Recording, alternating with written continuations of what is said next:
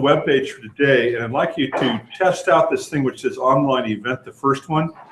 I'm trying to just differentiate between these two and see if you can. What's that? That computer, they said sometimes it goes really slow. I'm not sure. Yeah, that particular one. You might want to try to. Yeah, you might want to just go next door and switch. I want to see. Can you see this live feed when you click on it? Because I haven't invited anybody. You're just seeing that. Weird. I wonder what I want to see if anybody can see the live feed and if you can participate, because I didn't invite anybody as viewers. I don't see. Is Carrie here today? She's getting food. Okay, she's getting food. Okay, so she was the only one I was concerned about in terms of the recording. Yeah, Is anybody else absent today that you know about? I can see you live, by the way. Well, I mean, on the screen or? Yes, on the screen. Okay, great. Before So my speaker started talking. okay, so when you click on the first one, it's live then, right? Yeah. Okay, so that's the event, but I don't see you coming in. So, okay, I was just trying to distinguish so you can view this live. The event is live. Click on the second one which says YouTube and see if that takes you any place. That may be the recording. So you're actually seeing me live, all right? When I first clicked on it, I clicked on the play button. And then this time I clicked on the actual live button. Okay, the live button. Okay, so now you can see it I'm live. seeing you both, yeah. Okay. It's not okay. Okay, that one might be slow. So what does the second one give you? Same thing. So I just don't have to click play for the second one. Ah, interesting. So the second one the second one just automatically comes in. All right, so there's no real need for the first one. Interesting. I don't know what the point of it is. All right. That's a little bit of buffer. Okay. All right. So, by the way, when you're doing this, if you click over in the lower right where it says links, this is what I'm trying to distinguish right here, is these ones right here. The first one is called event page, and I presume it just shows you an event that shows up in your stream, and the other one takes you right to YouTube directly. Is that the? Well, when you're creating a Google Hangout on air, it comes in the lower right hand. That's only in your screen, right? It's only in my screen because I'm the editor of it. It comes right down here under links. And so that's going to be what I'm projecting to you. But I was just trying to distinguish what the difference between event page was and YouTube page. So apparently event is viewing it. It's just the only difference is one takes you directly to YouTube. The other one you have to press play to get YouTube. So there's three different things. One is if I can invite you as a link, which you could be a contributor. Second is this event page, which you can kind of control on and off, apparently within your browser. And the third one, it just comes on automatically. Okay, there's no need to watch me on there. I think you turn it off. Okay, so I'm just going to just share the screen here and the desktop. Okay, so it's been a couple of weeks. No, just a couple of weeks. Yeah, a couple of weeks since we did last time, and so let's go ahead and again, you saw my emails in terms of updating that stuff. Just make sure you're keeping that stuff up to date. I'm monitoring that. I'm not going to take the time to do the comparisons and so forth right now, but make sure you're following through with that. And if you go to the today's quick write right here, I want to ask you in terms of the movie.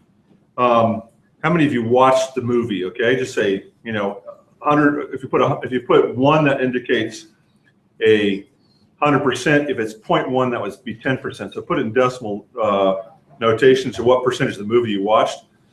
Sorry,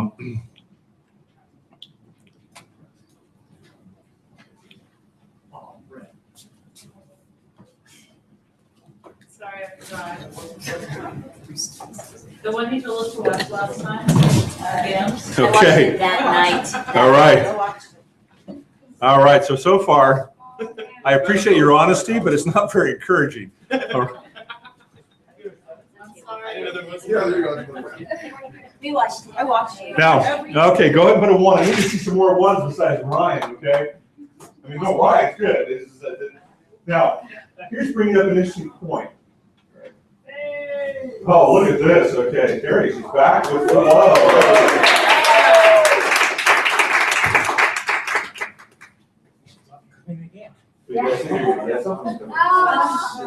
Okay, when they set up, you can have it. Okay. let's go back here. Let's just dial for a second.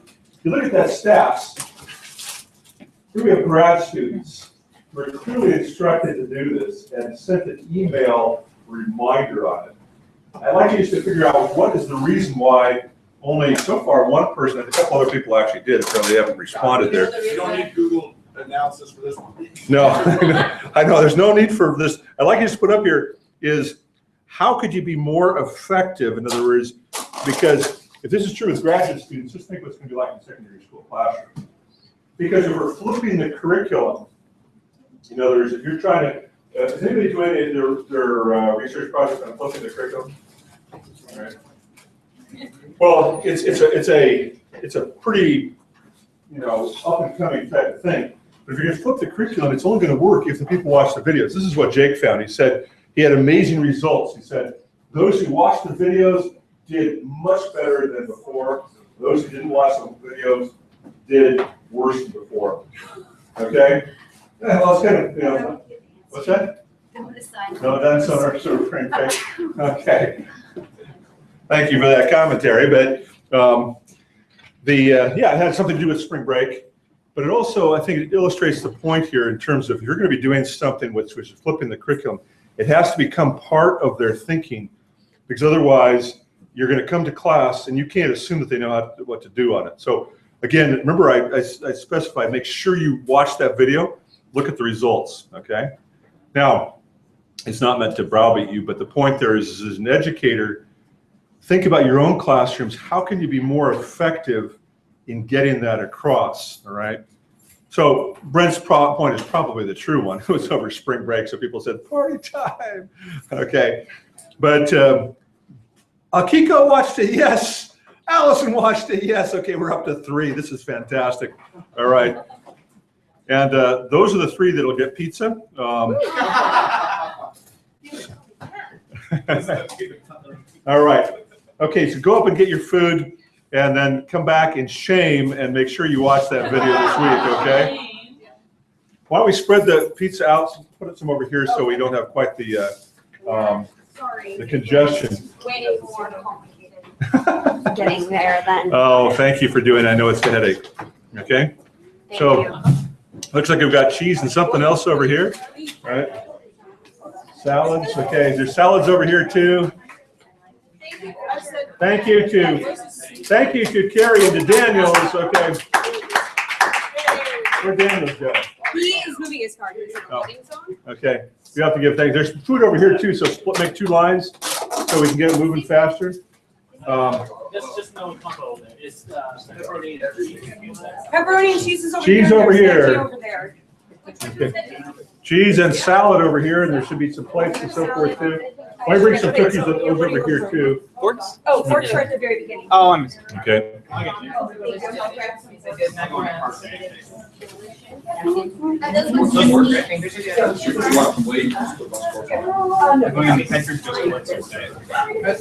not touching that.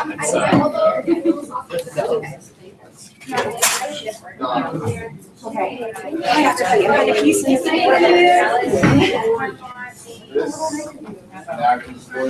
Nice job today. It's good to be done. Well, 2 is helpful. I use mine in that one. One thing Yeah. in Google Docs, I very frequently will save I PDFs. believe I wrote. Mhm. And now when I go to open it, Google requires me to It has open your PDF file. Because there's not an easy conversion from PDF to like a Google Doc or a spreadsheet or something like that. So they require a third-party app. It's kind of screwed up my links. Steve sent me after the link. That's right. I didn't know if you had any experience with that. I'm gonna say no. So it's in your website?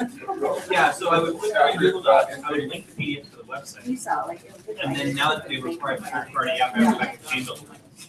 Yeah. Okay.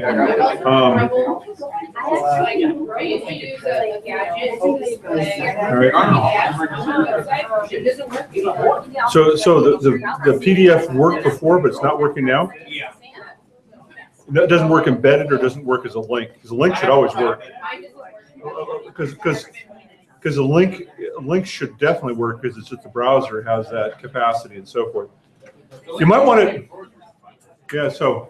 I haven't tried your method yet. Yeah, it's just the link you were sharing was the incorrect link. Like it has to be the link to the Google site, not the one to the. And it was funny because I wrote increased content, Another thing is, when I first found this out, I was gonna try and transfer all into Dropbox, just like with Dropbox. But to share it, the sharing permissions in Dropbox, if you want to be able to share it with people, you have to pay for it. It's like a $10. No, So I was like, oh, to share the Dropbox. Oh, really? Okay, maybe it's because I own it now, and maybe it's because I own it now. You can subscribe to it without having you can subscribe to mine. Maybe you can't share your own without owning it, without having a paid subscription. Maybe that's what it is. But they may have, they may be turning the screws a little bit. So that's a good question, but the video, the links to PDFs always work, but I do know it's been kind of buggy before looking at the PDFs inline. Well, they recently had a big format change on Google Docs. Yes, They were very they're informative, but I think that was part of it. Have that open, it was like, well, I'm actually doing it. You will watch my site. Because I stopped it. Yes, Norm, I promise. I promise. You may want to check your Gmail. There's an important message. I saw it already. I did see it, I haven't. Right. Dude, let's do it. Oh, about having. Dude, let's do actually assign readings, movies and things like that to do it. But every Monday when we come in, there's like a quiz based on it. So let's try to protect. Watch your video. Well, that makes a difference too.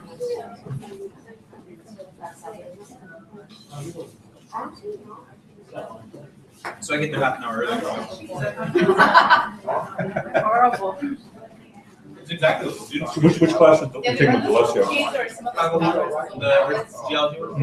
No, little packets or something.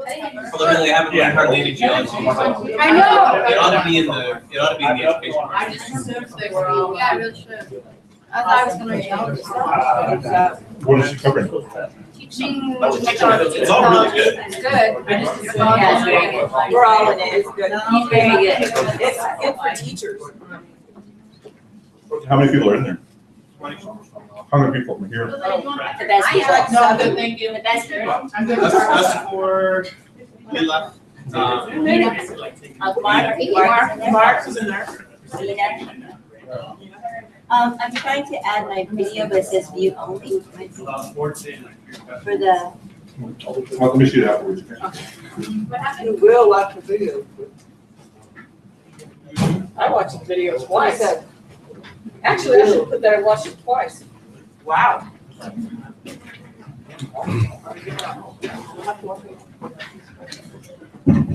Okay, let's, I realize you may still have your greasy hands and so forth, but it is 7:30, so a little bit late, but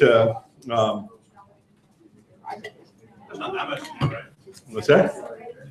Okay.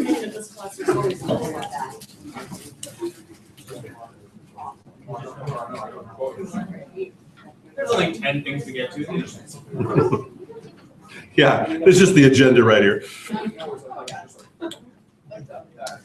Okay, so just kind of the big picture thing while you're still eating there, let me just give you kind of the big picture. It doesn't require other than just looking up here. So by the time we're done in, what, a month or so, which seems pretty crazy, we're going to be finishing, hopefully, all 13 of these assignments. And you'll notice we have bits and pieces of most of them. We're down to number 10 in terms of our ones we've actually addressed in some capacity. And so, you know, the number one there, the master's website, that one over there, you're just tracking that all the time. That's basically your weekly work. And that's all the stuff we're doing in class that's going into your 646 page. And so your editor's, of course, giving you feedback on that. And that editor is number 5. So that's actually part of, you know, a graded part of your assignment too, is your editorial feedback on that. So number 2, the CSCS website, this is where you're actually duplicating any activity we do in here which has some kind of science content. You're copying that, putting that into your CSCS website, which is distinct from your classroom teaching website, although you're taking both of those together and you're looking at the total count and seeing exactly how many people you're actually getting used. And so we've been tracking that in terms of the usage and so forth. And again, some people are way up there in terms of the count, so they're just getting going on that. But the idea is that we want you to be tracking the usage and where it's coming from and so forth. I'm particularly interested in when it starts to become international. Okay, most of the time right now you look at it as probably your students. As you start to provide some other resources, you want to see when you start getting some outside users. So like, for example, when I showed you my analytics, I'm getting, users from every country in the world except for Western Sahara. And when you start providing more resources, you're going to start getting that kind of hits and so forth as well. And so you're going to be wanting to track those.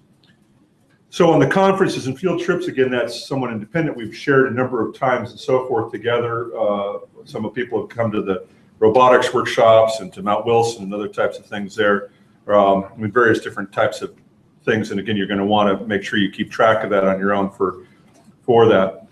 The spreadsheets and assignment number 6 is one of the more involved ones. And we're going to, that whole video, that 24-minute video, whatever it was, that really helps you with the graphing skills and so forth. And those people who watched it, were you able to figure out the graphing a lot easier after that? I mean, was it?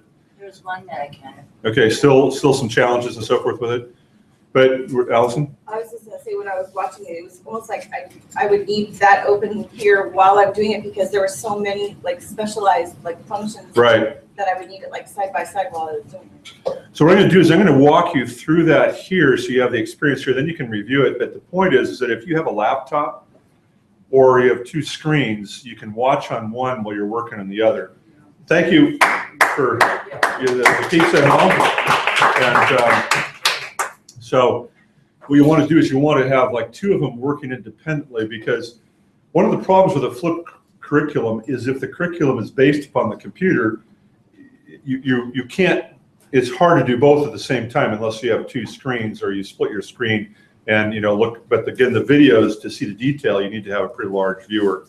So if you have a laptop and a desktop, or 2 laptops, or an iPad and so forth, a laptop, just it's advantageous when you're going through there, particularly when you're trying to flip the curriculum. So I'm going to go through those things today, but you'll want to watch that video. It'll be rehearsed rather than preparatory for most of you. And then again, we've been working and touching on all these things right here. And your mapping one, you've hopefully done some exercises. You've gone through those particular events and started to think about how you could use this in teaching all of either anything from health to kinesiology to physics in terms of the energy expenditures and so forth. So what I want to do right now is I want to go into the spreadsheets and so forth. Yeah, Jess. I'm looking at that webpage. So if you make a CSCL lesson, Right. like say for example, I have one just under a different page on my classroom website. Is there a way to, without having to like copy everything over, add that page To another in site. the navigation of my CSCL website? Yeah, you can, because, for example, what she's saying is that some of her CSCL she's embedded directly in her school website, but she wants to have them accessed from any place else. And it's just simply, I would just simply make a link to it. That's fine, so long as you can access it from them. So just get the URL from it and just link it from that site. That's okay. That's fine, sure, that's not a problem. I just want to make sure on that CSCL or CSCS website, all of those things are there, because that can be separate from your actual curriculum. Other people could use that. That's the point. So you could share that with others, and it wouldn't have to go through your class website. So try to keep those things distinct. Okay, so I'm going to try to finish up my portion of the spreadsheet and so forth today. So we're going to go back and look at number 6 on the spreadsheet.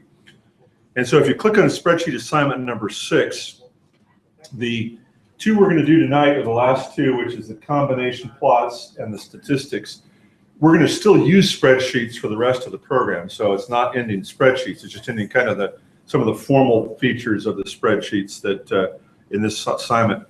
Go ahead and click on combination plots. And you may remember that last week we made a collaborative presentation. 2 weeks ago we made a collaborative presentation on biomes where I gave you some climagraphs and then you tried to match it with pictures in my database. You tried to say, okay, what would this look like given the precipitation and the temperature profiles? Now in this one right here, we're going to actually get to work on those Google Sheets and so forth. And so go ahead and click on the 20.7, the Google Sheet right here. Well, I misspelled it, but it's and biomes and so forth. Should take you to this page right here. Okay, so this is a chart of those same cities that we plotted before on our collaborative presentation, but we're looking at the raw data here for climatic data for rainfall and temperature. And those two features are by far and away the biggest predictors of the physiognomy of a biome. In other words, what does a biome look like? In other words, is it going to be rainforest, going to be a desert, is it going to be polar, is it going to be, you can figure that out from those as we did before when we did that collaborative presentation 2 weeks ago. So here, if you scroll down, here's the first two of the ones that you're going to have to create. But you're going to create all of these in here. And I know it seems a little bit redundant, but if you can create all of these things here, you start to learn the practice of the graphing, because this is a more challenging one to graph, and it goes through most of the features on graphing, not all of them. So why don't we go up there and say File and make a copy of. So everybody has a copy of biomes, and as long as it says copy, it's good. And then again, before you do anything else, you should always put it in the folder to which you've granted public access to. So click on your folder up here and put it into your 646 folder so that make sure that 646 folder has public privileges set. Otherwise, it may appear great to you and nobody else will be able to see it. So it's always really important to just tuck everything into those folders. Okay, now everyone should be working with copy of. And you can see here, the challenge with these graphs right here is that there's a lot of specialty features on this. The main thing though is that there's two axes. Okay, so there's an x-axis and then there's two y-axes. So you have a left vertical and a right vertical axis. And we want to plot the temperature on the same scale and the precipitation on the same scale for all of them. So here's the problem, is that on some of them, like for example, Tindouf, Algeria, okay, which is the third one right here, the maximum precipitation is at 8.9 millimeters. Okay, so we're talking, less than a centimeter. In October is when they get the most rain. So it's virtually none. But if you compare that with other ones, like if you're comparing with Iquitos, you have like 300 or 322. So the thing is, if they scaled automatically, you would have a very misleading graph. So you have to make sure that your max and your mins on both sides are going to be the same. So what we have to do is we have to make sure we can set the scales and the parameters on both of those axes so that they can be equal comparisons. So looking at it right here at Iquitos, Peru, which is in the Amazonian basin, and Point Barrow, Alaska, which is on the Arctic Sea, the axes here should match. So there's 300, 300, 20, minus 20. So we can make an even comparison. If this scaled automatically, it would scale to maximize that. So we need to make sure we do a manual adjustment. Does that make sense? So I'm going to start with the third one right here. Why don't you just watch this? Don't try to do anything yourself. In fact, you'll get my keyboard's greasy. So just watch this here and see if this makes some sense. And again, this is all recorded in the video, but it gives you a chance to interact with me on this.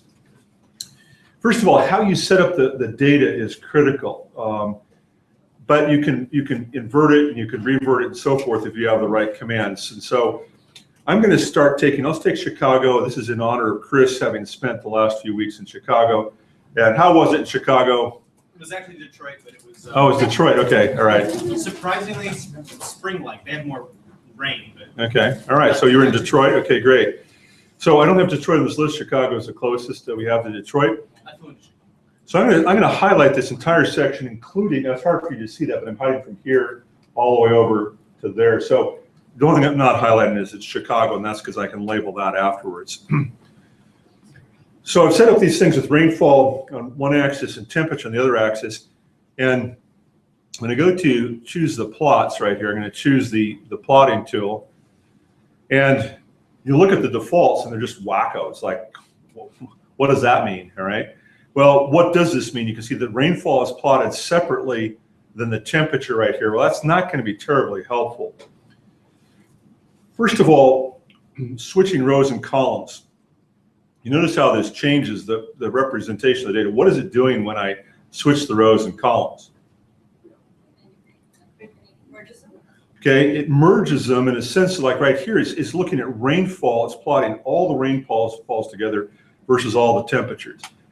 When I switch the rows and columns, what it's saying is, okay, let's plot them all against the same axis, in this case right here. And those axes are going to be the months of the year. The only problem is you don't see any months of the year appearing right there. So the question is, where would you get that? Let's just click on the cancel right here. The months of the year are right up here. If I selected on this right here from January through December, actually from month through December, and then hold down the command key and go through like this, it's hard to see because it's blue on blue, so you can't really see the highlighting. But I've highlighted 3 rows, basically row 4, 11, and 12.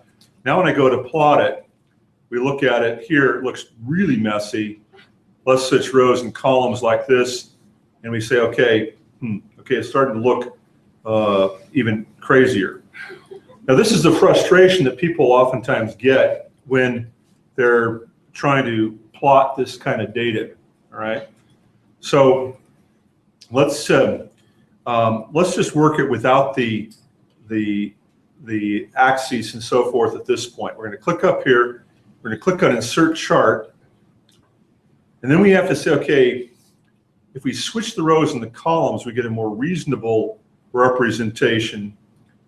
Let's use the column B as headers. And what that does, that now gives us our codes, because column B is where we have the terms rainfall and temperature. And then the question is, what do we use as labels here? Now, if I use row 11 as labels, look at everything goes haywire. What is the labels looking for? Is looking for that January, February, March, and so forth. So we're going to get to that in a moment and how to do that. But let's go back now to the selection of the charts. So I click on charts right here. A unique feature here you have on line charts is the opportunity to plot both histograms and lines simultaneously.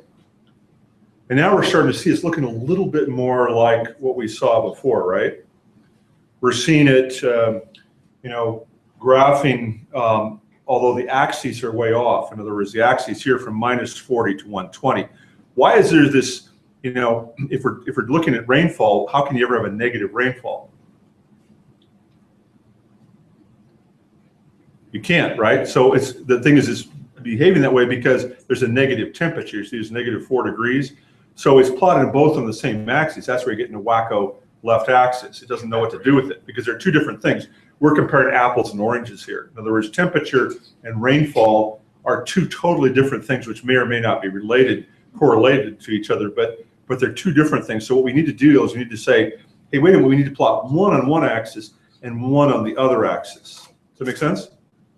So in this case right here, I'm going to select this and say, all right, this looks good, but now let's start to customize this and so forth to do some customization. Well, you're always going to give a title, and so we're going to put here just Climograph for Chicago. So this is the Climograph for Chicago. And now, as we scroll down through here, the axis is going to be critical because there's a horizontal and there's a left vertical. But notice that the right vertical is grayed out. Well, I can't select a right vertical if there's none to be put there. So I scroll all the way down here and I'm saying, okay, series, how about if I change over here to temperature? And now I've selected temperature as a series right here, the red one, which is the second of them right there. And I go back up here, and again, I still don't see it there. So the point is I need to get this right vertical to show up, okay? There's a need to get that axis to show up on there. All right, so let's go ahead and what's that? It's the legend. It's on the right. So you have to move it. Well, the legend is right here on the right. We can put the legend here on the bottom. We can put the legend on other sides and so forth. As you move this down here, you're going to look at that and it still don't have a right axis. If you scroll all the way down lower, there's a series for data 2, and then you can pick right. Okay, now great. That's the point we're trying to look at right here. So go ahead and just tell us where that is now. Oh, sorry. No, I'm just trying to go ahead. Yeah, you just keep scrolling, and scroll past color and line thickness, and then where they choose on the bottom. Okay, so see right here where it says axis? So this one right here now we can define as the right axis. Okay, so that's what Carrie's talking about. Again, it's not intuitive because you're realizing, wait a minute, where'd that come from? But the point is that down here, these are two series. Now, normally series are going to be the same thing plotted against the same axis. So for example, let's say you're looking at the photosynthesis of beans at 30 degrees and 40 degrees. The 30 and 40 degrees are going to be two series, but they're going to always be compared against the same y-axis. In this case, rainfall and temperature are two totally different things. So we have to select a different axis. So as Carrie is saying right here, we go down here and we say, okay, there's our temperature. We want our temperature to be on our right axis now. And now do you see the graph is starting to look a little bit more reasonable? Okay, so far so good? Now we need to put the month. Now we need to we need to get the months and so forth, but let's also go up here and say, okay, what else can we do at this particular point right here? Let's say I just go ahead and insert it. And I can, you can move this however you want to another place. I'm just going to make it to its own sheet so it makes it easier to see. Now, in your case, it's nice to put them all on the same thing because then you can see if you change something up above, it changes down below. So in this case right here, I'm going to double click and we said here that our min from before, precipitation should always have a minimum of 0. And max should be, in this case, was 300 to compare to the rest. Now when we do that, notice that the rainfall doesn't look so profound there for Chicago, nothing like Iquitos. So we scaled it appropriately. Now on the other side, to make sure we can compare it with Tinduf and with, which is at one extreme, and with Barrow at the other, we need to change our minimum for, what was it? I think it was minus 25 to 35 or something like this to 25 to 35, whatever. Okay, let's see if that works out. Okay, so maybe it was minus 20 to. Minus 28, maybe. Okay, well anyway, you can figure that out. Okay, you can look at it just to make sure you scale it. So now when you look at this, you can actually compare because the axes are different. So Chicago has a fair amount of rainfall, but it's nothing compared to Iquitos. When you graph it compared to Iquitos, you know Iquitos is an incredible amount more rainfall than the other ones. Yeah, Brent. So I understand that you moved it to its new sheet. It's kind of cool because it's bigger. Right. Is there any way to undo that or move it back to? You know, unfortunately, I don't know of any way to undo it to put it back on the sheet. And the downside of having a separate sheet is if you change the variable in the data table, you won't see it instantly here. Like I can go back here. If I go to Climagraphs, and if I go to this, and I change the, well, what happened here? What happened on that one? Somebody was on my sheet. Okay, somebody deleted Chicago and moved everything over anyway. The data's all weird. But I don't know. I can find out who it was. Yeah, let's find out. I'm not going to worry about it. I'm not going to worry about it. No, I think it was me. I think I must have done it myself. Oh, that's right. So I don't want to bust myself, so I'm not going to try to figure it out. But now you see the idea here is if I made a change right here, if I made a change from like, you know, let's say from 68 to let's say, you know, 300, then you're going to definitely see that over here. If it's on the same page, it would instantly show. So for example, here, these two, here's Iquitos. So let's say if I change the one for, well, let's say Point Barrow, let's change Point Barrow, their rainfall up to 300. You'll notice that Point Barrow for 1 month is going to look really weird, but you can see the effect right away. So if you're trying to teach something with your students, being able to see the graph and how a change in the data table that changes the graph, that's very helpful. Yeah, Brent. Wait, so you're saying that it doesn't, but when you were on chart 3, didn't it? Did it just reflect it? It always reflects it, but it just, the thing is here, you have to go back and forth to see it, whereas here, I can change it on this table and see it without having to switch tables, basically, without having to But the switch. data does track. Oh, the data is always tracked, yeah. In fact, yeah, it's very sophisticated. You can even track from sheet to, from worksheet to worksheet and so forth. So it's all integrated.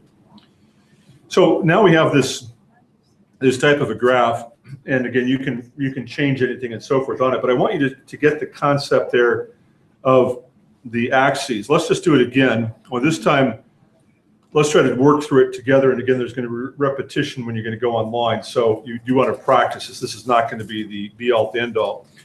Let's all try Los Angeles, okay? So you make sure you're reading copy of. Okay, so go ahead and click the copy of there.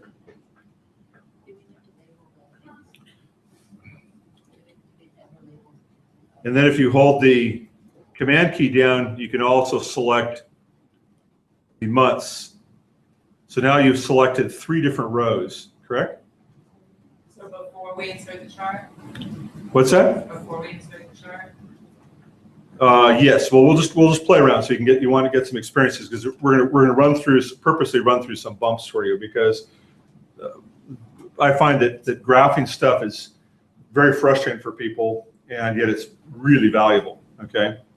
So you click on this and then click over there on more in your graph. And as soon as you want a line graph right up front, and everything kind of looks messy, what's the first thing you should think about doing? Switching rows. Okay, combining your ranges, and let's say you combine your ranges vertically, all right? And switch your rows and your columns. Now, look what you're getting with this. Okay, so what is going on in this particular case here?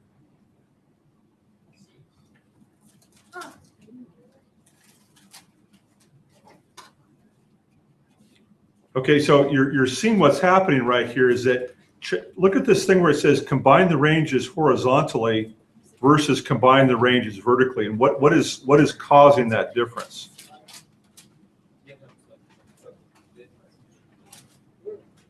What does it mean to combine the ranges? Yeah, Brett? Just carrying off of, is it rainfall here? Well, what you're looking for is you're trying to say, okay,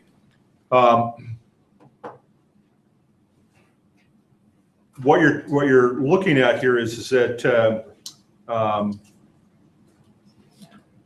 when you're combining the ranges vertically versus horizontally, you're looking for how the data is represented. So in other words, a range here, if you're combining them vertically, it means you're going down and you're picking row 1, row 2, row 3, as opposed to column 1, column 2, column 3. So if you again switch the data around, you'll start to see it really, you get some very weird types of results for your various different plots.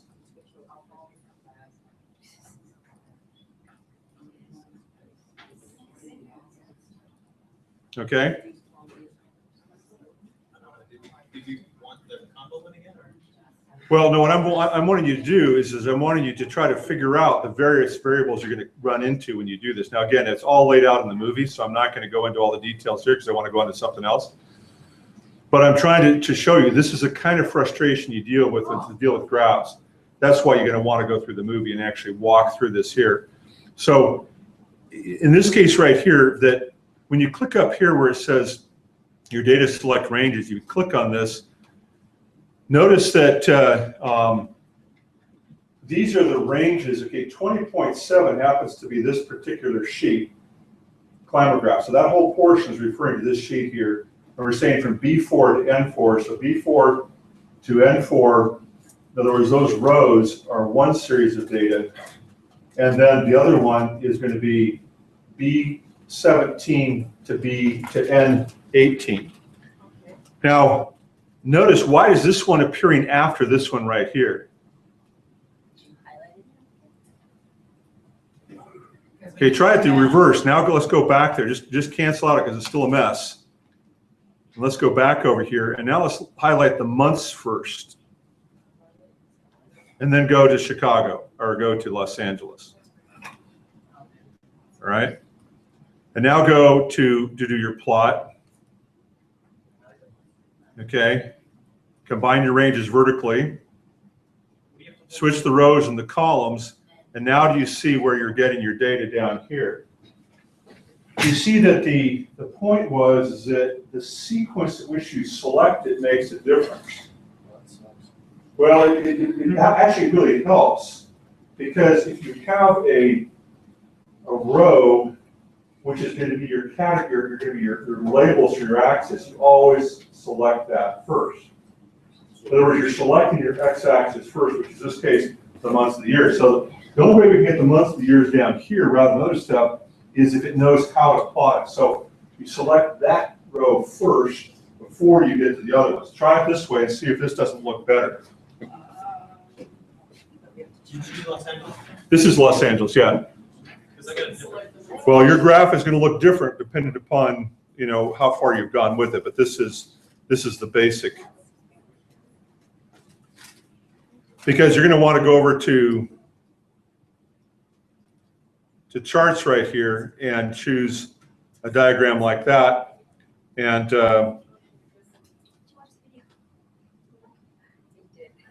now you're looking at this, and you might also realize that there's something else which has been inverted right here. And what is that? Rainfall with temperature. Okay, so, but we're able to get the axes and so forth plotted down there. Weird is like the opposite. Okay, so let's just try it again here, and let's just look at this in terms of how you're highlighting. Again, watch how you're highlighting. So if I highlight from here, then I come down here and I choose rainfall first and across like that. Let's take a look at this.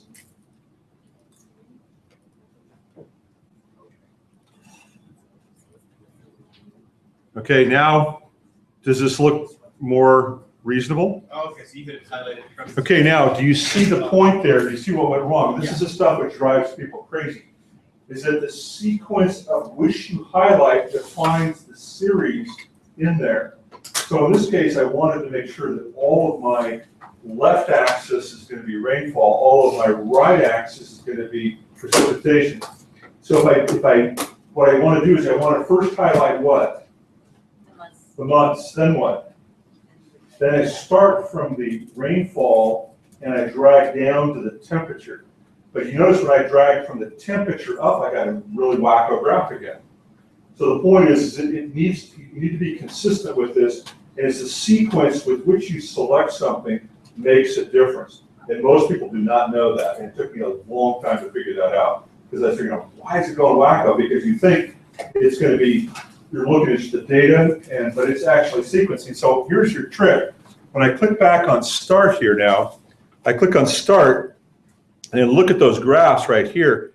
Now, notice, you see up here that B4 to N4, which is this, is up on top. Before it was on the bottom. So what is this assuming it's going to be? That's the x-axis, okay? Then these things here, notice it says B17 to N18. Before, when I highlighted, it said B18 to N17. Because I could reverse it. So if I wanted to, I could reverse it. It's very fluid, it's very powerful when you know what it's doing. But it is confusing. And so that's why the sequence with which you highlight things is going to make sense. And this is why you want to really pay attention when you're doing these graphs.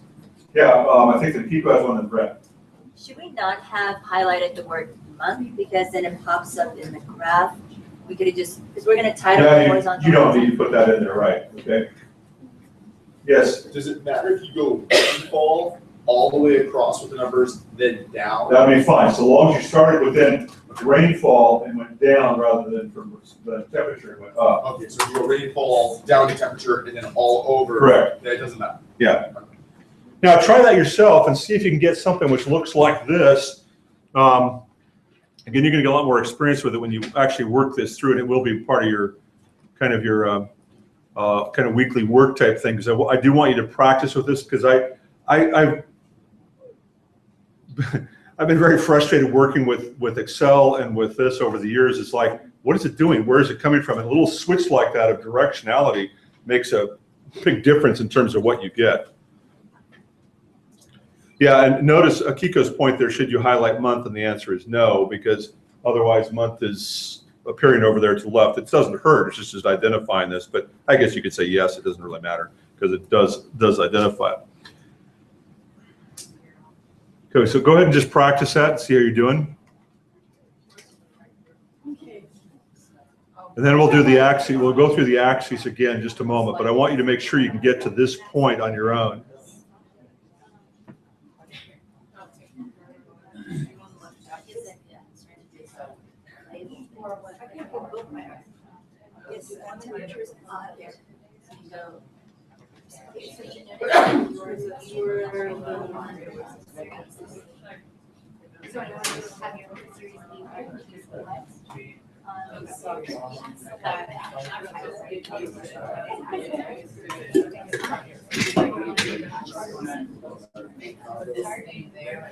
You have to highlight big attributes and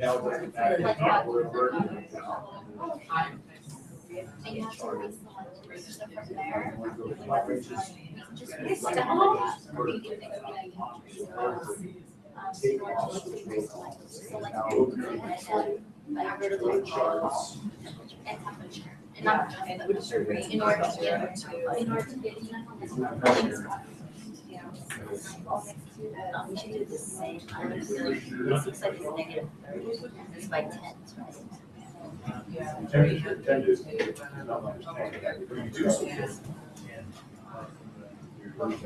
Yeah, you're like 16 January.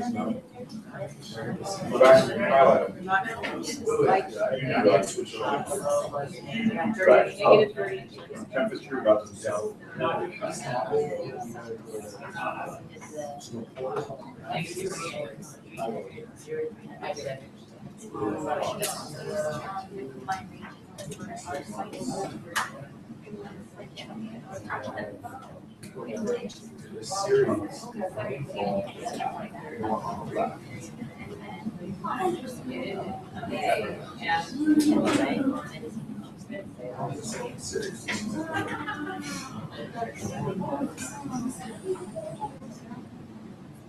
Oh, you gotta click on temperature.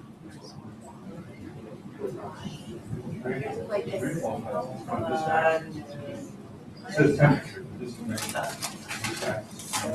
Should red line get down there? I don't know. So you're done. And if I think when it crosses this, like. It says temperature. Oh, sorry. I thought I put a -30 to 30. This temperature is correct on this axis. I don't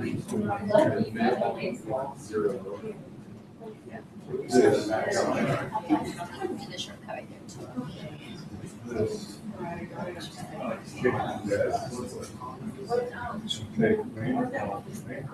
Go all the way up. I'm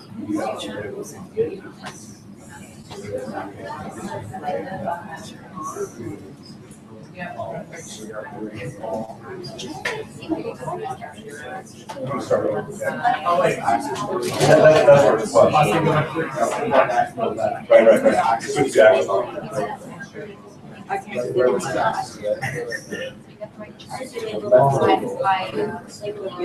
Yeah, how do you get left hand?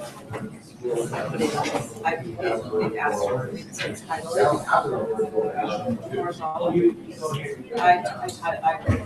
Okay. Let's try adjusting your axes, making sure you get them correct. 'Cause again, I've seen some weird things on this as well. When you click on customize, the first thing you want to do is you want to go down to customize, go all the way to the bottom. You're going to the bottom here. And if you look at your data series and so forth, you have to make sure you know which is which. So let me just start over here again. Highlighting rainfall, starting up here with the month, and then going down there to rainfall and so forth. So we're taking this data here, we're going through to plot it. We're going to switch the rows and columns, and we're going to gather the data vertically, in this case right here. And then we're going to choose a chart. The chart we're going to choose is a combination chart, which now looks like this. And then what we're going to do is we're going to go to the customization on it. And if we go all the way down to the right, we're going to change the data series here for the red. Is we're going to change that to be on the right axis. Okay, so that now reflects temperature on that axis. Then you're going to have to scale the axes and so forth over here. So when you say insert, then you can just basically double click on this axis and choose a minimum of 0, a maximum of 300. And then you can do the same thing over here with your temperature from a -20 or whatever it was to a +30 or something, whatever that particular axis was. And now it starts to look like the way it should be. Of course, you're going to have to label it and so forth going forward. So I wanted to get you going on that thing. Again, that as you go through those things, start thinking about exactly what each of those elements do.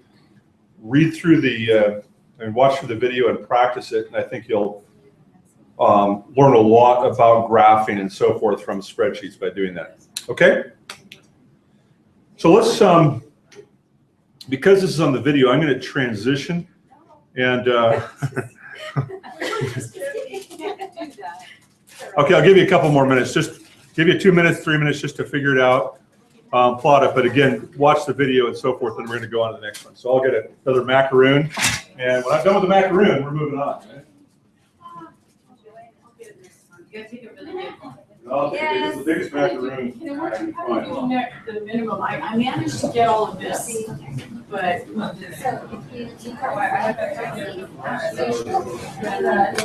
That's what you need. On the budget or on when I started,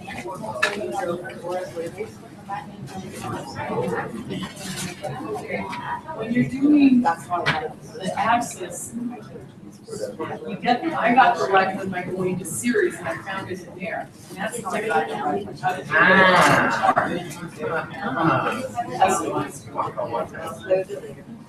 Yeah, I have to read my somewhere. The only way There's the go. I went down the series and I found it in Can there. you size it? Drag it. You drag it in the top. Insert. You gotta wait till you get to the Oh, okay. Shake your hand, just press down on it. Yeah, but the hand, you're not gonna get the hand down here, you're gonna get the hand up here. Okay. Because otherwise, yeah. Okay, it just appears when you hear the mouse. Yeah. Okay. Right. And then you want to stack all of them on that page.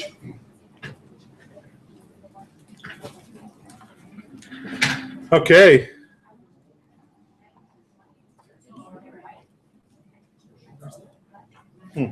Hello.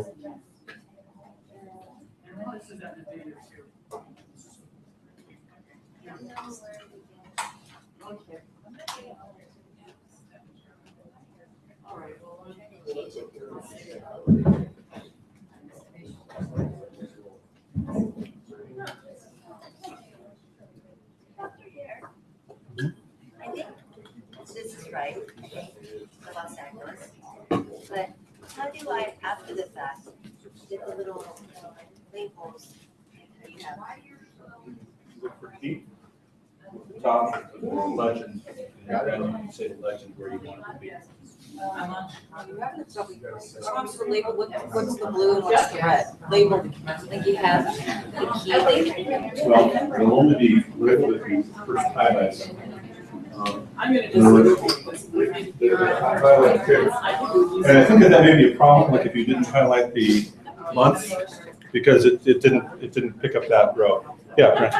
January's gone, even though you highlight it. Yeah, I got the same problem. What's that? January, like, January's 90 days, gone. like, January disappears, it just goes F, N, A, M. Try highlighting month first, and it should come in. Okay. But isn't that awful logic? Like, It's not like I'm not wanting It's a lot better than it used to be.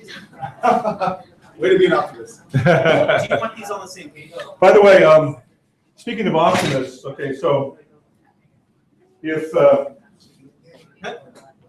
Oh my gosh, no. okay, if an optimist, if an optimist looks at this, what do they say? The pessimist says what? Not that deep. An engineer says what? You didn't make it big enough. No, you only need it about this big anyway. Yeah. Yeah. I thought you were gonna. All right, okay, NGSS joke. okay. So that's your NGSS joke for today. Norm, did you want to put all the graphs on that one page? Yeah, I'd like you to put them all on the graph, same page. I mean, you can put them on other pages if you want to, but it's easiest to put them on that page. All right, let's go back to today's assignment, 646. And if you, on the same assignment here under graphics, click on the statistics one. We're going to now do a little statistics and so forth. So you want to be on this one. Again, the movie goes into a lot of detail on the one you just did. So I realize it's kind of frustrating right now, but I want you to go through and practice it on your own, because otherwise you'll never really master it. So I think you're on the, just looking around the room, looks like you're on the right track for it now. And again, the key thing, which I don't think I mentioned in the videos, made it so clear, is that the sequence in which you highlight things makes a big difference. So, and if you highlight, you know, you always want to highlight your x-axis first, basically. All right, let's go to, click on the first link here, which is Desmos, okay? Click on Desmos. Meanwhile, get out your phone and download Desmos as an app. All right, so DSMOS.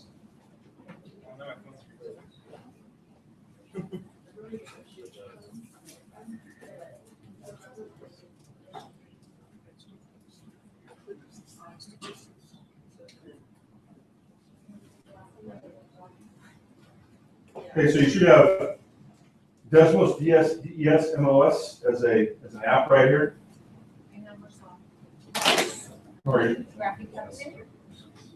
It's a graphic calculator and a whole lot more. It is, Wolfram Alpha is a great resource. This is a different type of a resource. This is more for teaching. And I think you will, when you're trying to graph and so forth, Desmos is the best graphing utility that I have found out there. Now, there may be better ones, but this one is very slick. So you can have the students, you know, when they want to just put in their, you know, formula and so forth, they can punch it right in here. You can put in their y, you know, equals x, you know, x squared, and you know, your formulas and so forth can be plotted right out on the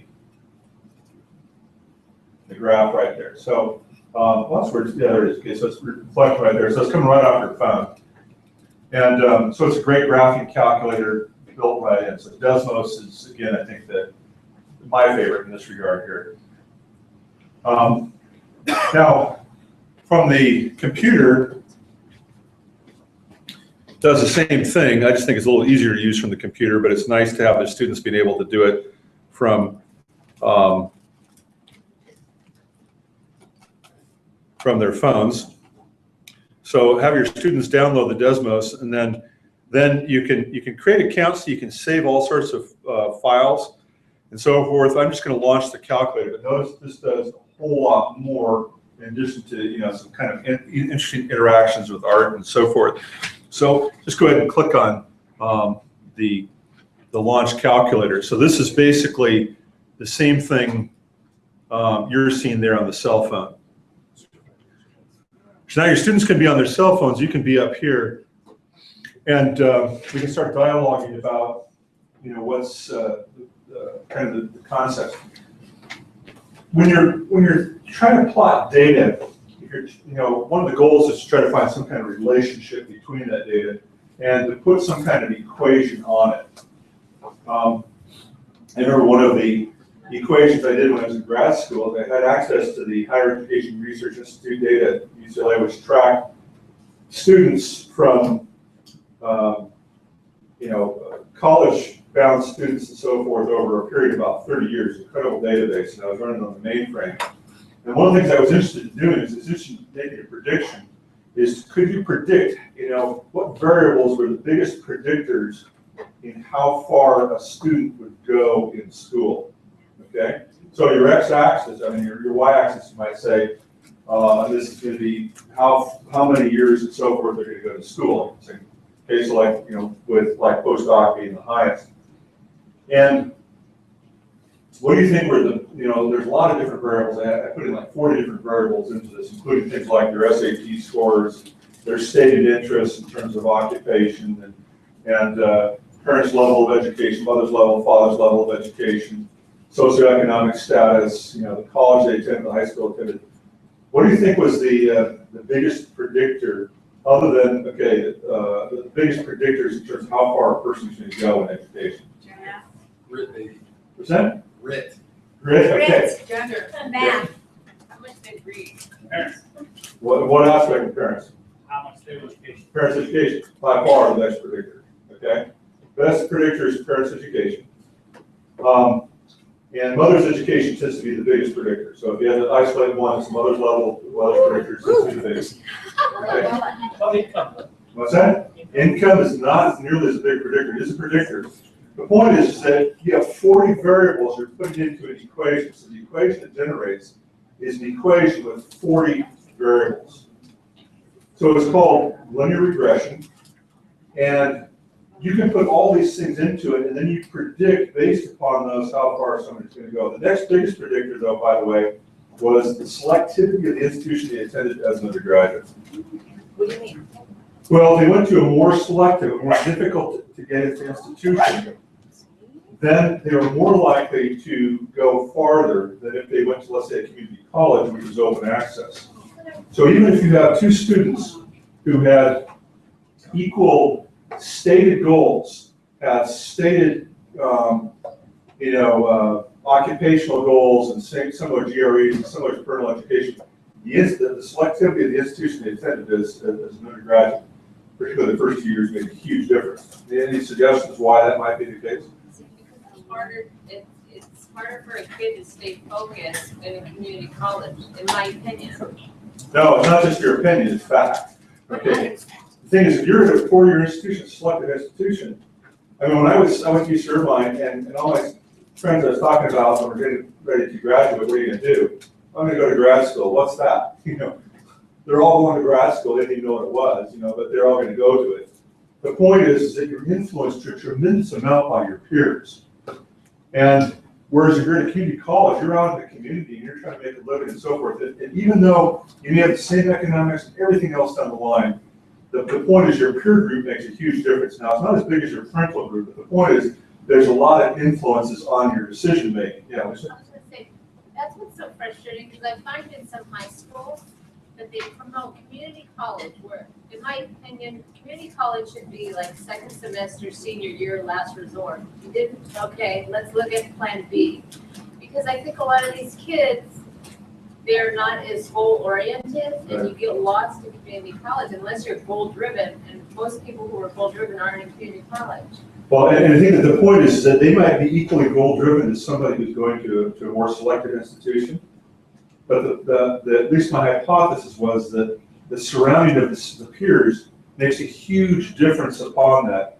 And if you're with people who are all going to, apply to professional school or graduate school and so forth, you're probably more likely to as well yourself, yes. But how would you know that that's necessarily the cause? No, it's not a cause. That's the difference between causation and correlation. They didn't have enough money, they have to work, and they're working more than the money. Well, that's the thing, that's the thing why you do linear regression, where you have 40 variables so you can control for those. So a control for parents' level of income and stated economic need and so forth. So the point there is that it's correlative, it's not necessarily causal, although it's so strong, I would have to say that there's probably a causal element. But you're exactly right. That's why you put all 40 variables in the equation. Now, we're not going to put 40 variables in the equation. We're only looking at a couple of variables. But the same thing, we're going to try to determine calculations so we could actually put a formula. So the point there is that with this thing, I could put in all these different variables and I can kind of predict a likely outcome. You know, obviously there's huge variation, but the line fit pretty well. So what we're doing right here is we're trying to find mathematical equations behind patterns and so forth. But there's 3 different types of curves that are very common you can find in Excel, you can find in Google Sheets and so forth, for types of relationships. Does anyone know what those are? What are the 3 types of mathematical relationships? Okay, polynomial, exponential, and linear. Okay, quadratic would be a polynomial. Okay, so the 3 here are linear. So just try to put, like, let's say, what would a linear one look like? Okay, y equals x. Okay, okay, there you go. All right. Now let's say you do y equals 45x. Okay, those are, you know, all of these things you're putting in here. Those are just linear things. Sorry, it's so dim on mine, and so the lines are too fine to be able to see. You can see them there. Go ahead and just try plotting some in there, and so you can see the relationship. But again, this is so valuable because you're trying to tell students these are all linear relationships. Yeah, Brent. Yeah, just I'm slightly bothered because I'm really thinking about this. Like, I know Jennifer and I teach at Van Nuys, and I think that we probably compete for people in this room for the lowest socioeconomic background. And you're Birmingham, like try high school. So the problem is, it's like, so what you're saying is statistically, because I'm all about data. Like, I mean, you know, obviously a group of 100 is better than 20, but you know, it really says that, okay, well, so every mom that is basically cleaning toilets, you know, based on, you know, talking to my kids right now, that you know, I think if I were to tell them the data that we talk about scientifically, that you're not going to go to UCLA because, you know, your mom, you know, cleans toilets at Spectrum or 24 Fitness. I think, like, as a teacher, like, can't we, like, change that? Because otherwise I'm wasting my time, because all the kids that everyone else is going to teach is going to go into UCLA and do good things, and my kids are going to become car wash, you know. Well, that's a very good question, and I would like to, I would love to get off of that. That's really more of Revis's domain. Okay. Okay. I think it's a really good issue. Okay. It's an excellent issue to discuss, but it really falls more into that class. That's why I'm going to try to refer to it that way, because I can spend the entire evening talking about it here. But just my short armchair analysis on that. Again, these things are correlated, but they're very predictive. All right. And you can go into communities, and again, you see a high level of parental education, you're going to tend to see a high level of student achievement. I mean, that's just a very good prediction. And that's because basically teachers simply serve in local parentis. They're serving in the place of the parents, but if the parents are not the primary educators, then the teachers have a huge job to do. So, I mean, if you think about that yourself as a parent, I mean, you're going to probably be getting enrichment activities and exercises.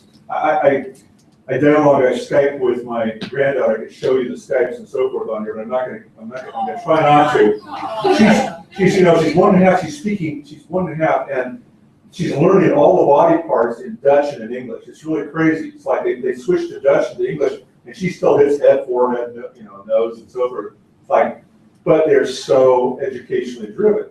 That starts very, very young. The point is, that's really positive for us as parents because you have a huge influence in those years. The problem you're mentioning is a really difficult problem, is when the kids don't come to you with that intellectual capital that they get from their parents. It is a much more difficult and more challenging thing. Not that they can't go on, but at all. I mean, we want to encourage them and so forth, but the reality is they do come from a huge deficit compared to like my daughters and son-in-laws. environment where they are constantly feeding this. Now, the point where it can make a difference is you're working with future parents. You can start to talk about the significance of them with their own children and so forth, creating an environment for learning. However, at schooling, we can kind of compensate for that. And that's, again, the reason why America, is the first country in the world to adopt universal education. For that particular reason, to try to even the playing field a little bit. You'll never even it, okay? And so as good as you might be there at Van Nuys, you're dealing with a population which doesn't have the same intellectual capital and so forth as maybe, a Gura Hills type of environment. And as a result, the point is that some schools will say, we are the best school in the state. Baloney, okay? They just mean that they come from an environment where the parents and so forth provided that type of background so that they already have a very advanced population coming into the schools. And so this is really what irritates me when politicians say that the problem is the teachers and so forth. The problem is not the teachers. Okay, the problem is what's not happening at home. Right. I mean, that's a huge problem there. And so the point is, don't beat yourself over the head, not to lower your expectations, but to also, the thing is, you still want your students to achieve, those students who come from those backgrounds. But the thing is, I think that a lot of the greater education takes place in a school like yours, as opposed to a school like Aguro, where the levels is already. Sorry about that. Okay. So okay. I live somewhere. Okay, so yes. Okay. Well, I know. You guys are just. No, but it's great to hear it from. Yeah. So insightful. Is there all the data? We don't want to do spreadsheets anyway. But you know what the data is, it makes me think like, okay, well, there's no point, think about this, logically, there's no point in me sitting here, going through this master's program, gaining all of your amazing knowledge to be able to apply to a Google sheet that's gonna be irrelevant if this kid's not gonna go to college. No, but I would say all the opposite, okay? Because if you don't provide that student, the kid growing up in my home's gonna get that, okay? Anyway, the kid who's going to yours is not gonna get it, okay? The point is that if you do not provide that, we're in a worse situation. So the thing is I think that just the opposite of what you're saying is that's why you make a huger difference, because, and we've seen this before, they always talked about the technological divide and so forth between the haves and the have-nots. Well, monetarily, it's not been such an issue anymore, because you'll see that the abundance of this type of technology is very, very prevalent all over the place. But if you abdicate, say, I'm not going to learn anyway, then you are making that divide far wider than it would otherwise be. I think it'll always be a significant divide. But the point is, I would say that you're probably doing more by being in that kind of environment than you would be by being in an environment where they already had some of that stuff coming in. But if you weren't there, then it'd be even a huger problem, yeah. I don't think what you're saying is an absolute statement either. No. I mean, it's just the most common type of factor. It doesn't necessarily negate anyone's possibilities. Not at all. It's just saying that this is a stronger chance. Right. But in no way, shape, or form are you saying, oh, your parents can go to college, well, it's bad for you, you're. No, I did advocate me on the university, I said that, I don't believe it. The point is that, the thing is we call it a truism, or what do you call it, it's a pattern. It doesn't mean that there's not a huge amount of variation to that pattern. And I mean, my own roommate in college, Joseph Nunez, he grew up in a room with 4 brothers and bunks and so forth. I went backpacking one time, and he said, just pick me up at the intersection. I said, no, I'll pick up your house. He goes, no, just pick me up at the intersection. I finally got to see his house. It was just unbelievable. It's a little house in Bakersfield that the room was about it's like half the size of my room that I had for myself. 4 people, and it's stacked up. He went on to get his PhD, okay? Well, he was, the thing was, he was very driven, but he didn't have that. His parents didn't speak English. He was always an ESL student. So the point there is that you do not, this is not deterministic, okay? But the point is that going back to Brent's condition, the situation there is that the problem is politicians say, look at these poor schools, okay? Well, bad educators and so forth, those things. No, the problem is that there's so much that's not going on at home. The challenge is far greater in those schools than it is in another school where those students have a lot more of that capital coming in. So that's what I'm saying is exactly, don't ever get me wrong.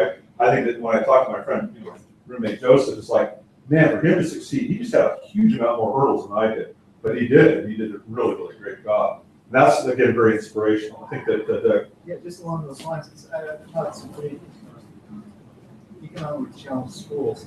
And a lot of money goes to studying why the huge majority of kids don't succeed. Very little money goes to studying why those kids in completely adverse conditions succeed in spite of anything. Grit.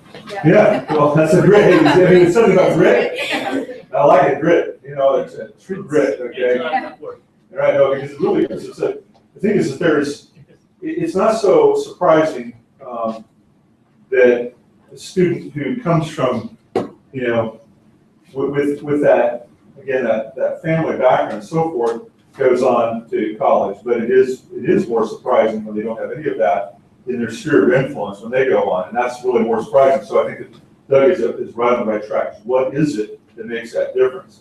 And so, again, something really to ponder. Yeah, go ahead. I just want to make a related comment. A lot of you guys have younger children, and you can make a big difference in your children's friends' lives also. My eldest son, his best friend through elementary and junior high and high school, came from a horrible family. Yes, he was in an affluent area, but he came from a horrible family. And I kind of took over being the parent who was walking him through, okay, do you have school supplies? This is how you set about doing a project. This is what you do when you are assigned to a report. So as your own kids get older, you're going to see some of their friends aren't as prepared and aren't getting that at home, and you can step in. No, that's great advice. That's excellent advice. Appreciate you sharing that. Good. Any other? I'm not just checking my email. I was trying to find a. I was trying to show a picture here. Let me see. They would kind of bring this home, but I'm trying to locate it, and I can't see it. No, I want to show you. I want to show my 6th grade teacher, and also what a difference a teacher can make. And so let me see if I can just bring this up here. I think I might have it on the webpage, and then.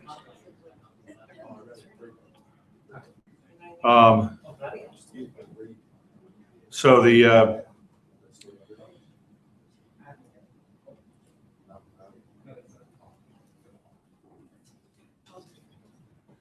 so let me see if this comes up right here.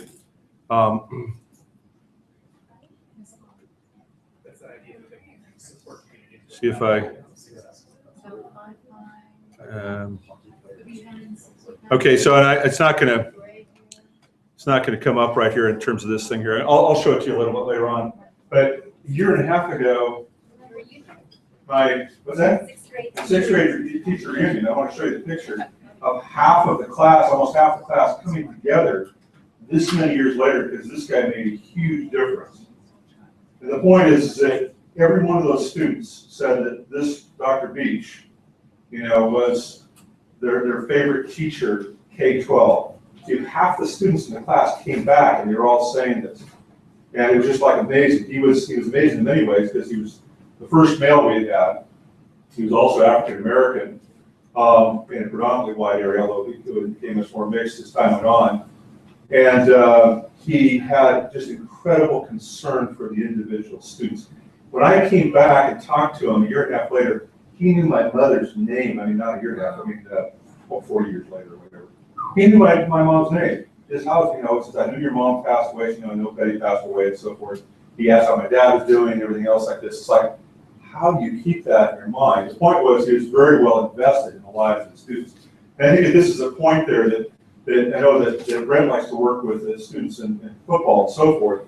And those personal connections are invaluable. And that's, I think, what makes the big difference. You may not have an impact on all 4 of your students in class and so forth. That's pretty, wild to assume that. And Dr. Beach had this effect because he had just 20 or 30 students, and it was just a contained classroom, so he knew those really well because he had it for 6 periods a day. So I don't think you're going to change the lives of all your students in all your classes, maybe just a few of them. But the point is that you can and do make a big difference. I know Dr. Beach made a huge difference in my life. And And it was so amazing to hear every single person saying that in the class. And we were talking about it as we were planning this reunion, not just in his presence. Anyway, you guys are very good at getting me off topic.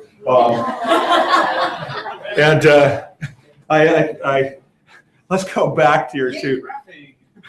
Yeah, graphic. Okay, there we go. No. Okay, I'm gonna blind myself. Okay, let's go back to. Making more of an impact on our lives if we talk about that. Well, that's true, but you know. But it was insightful, thank you. Well, no, I do appreciate taking times out and talking like that, but I want to. It's discouraging sometimes, you know, it really is.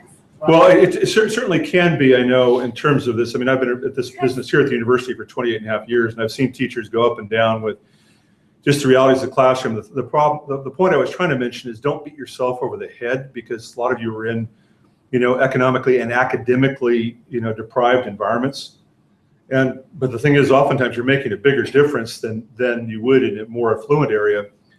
And also is that sometimes those differences, I can tell you what was so surprising is Dr. Beach's expressions when each person would tell him how much they meant to him. It's like, wow, this is, you know, 40 years later. And we had guys flying in. One guy was an attorney flying in from DC, and we had people flying in from like all over the country for a 6th grade reunion. Come on.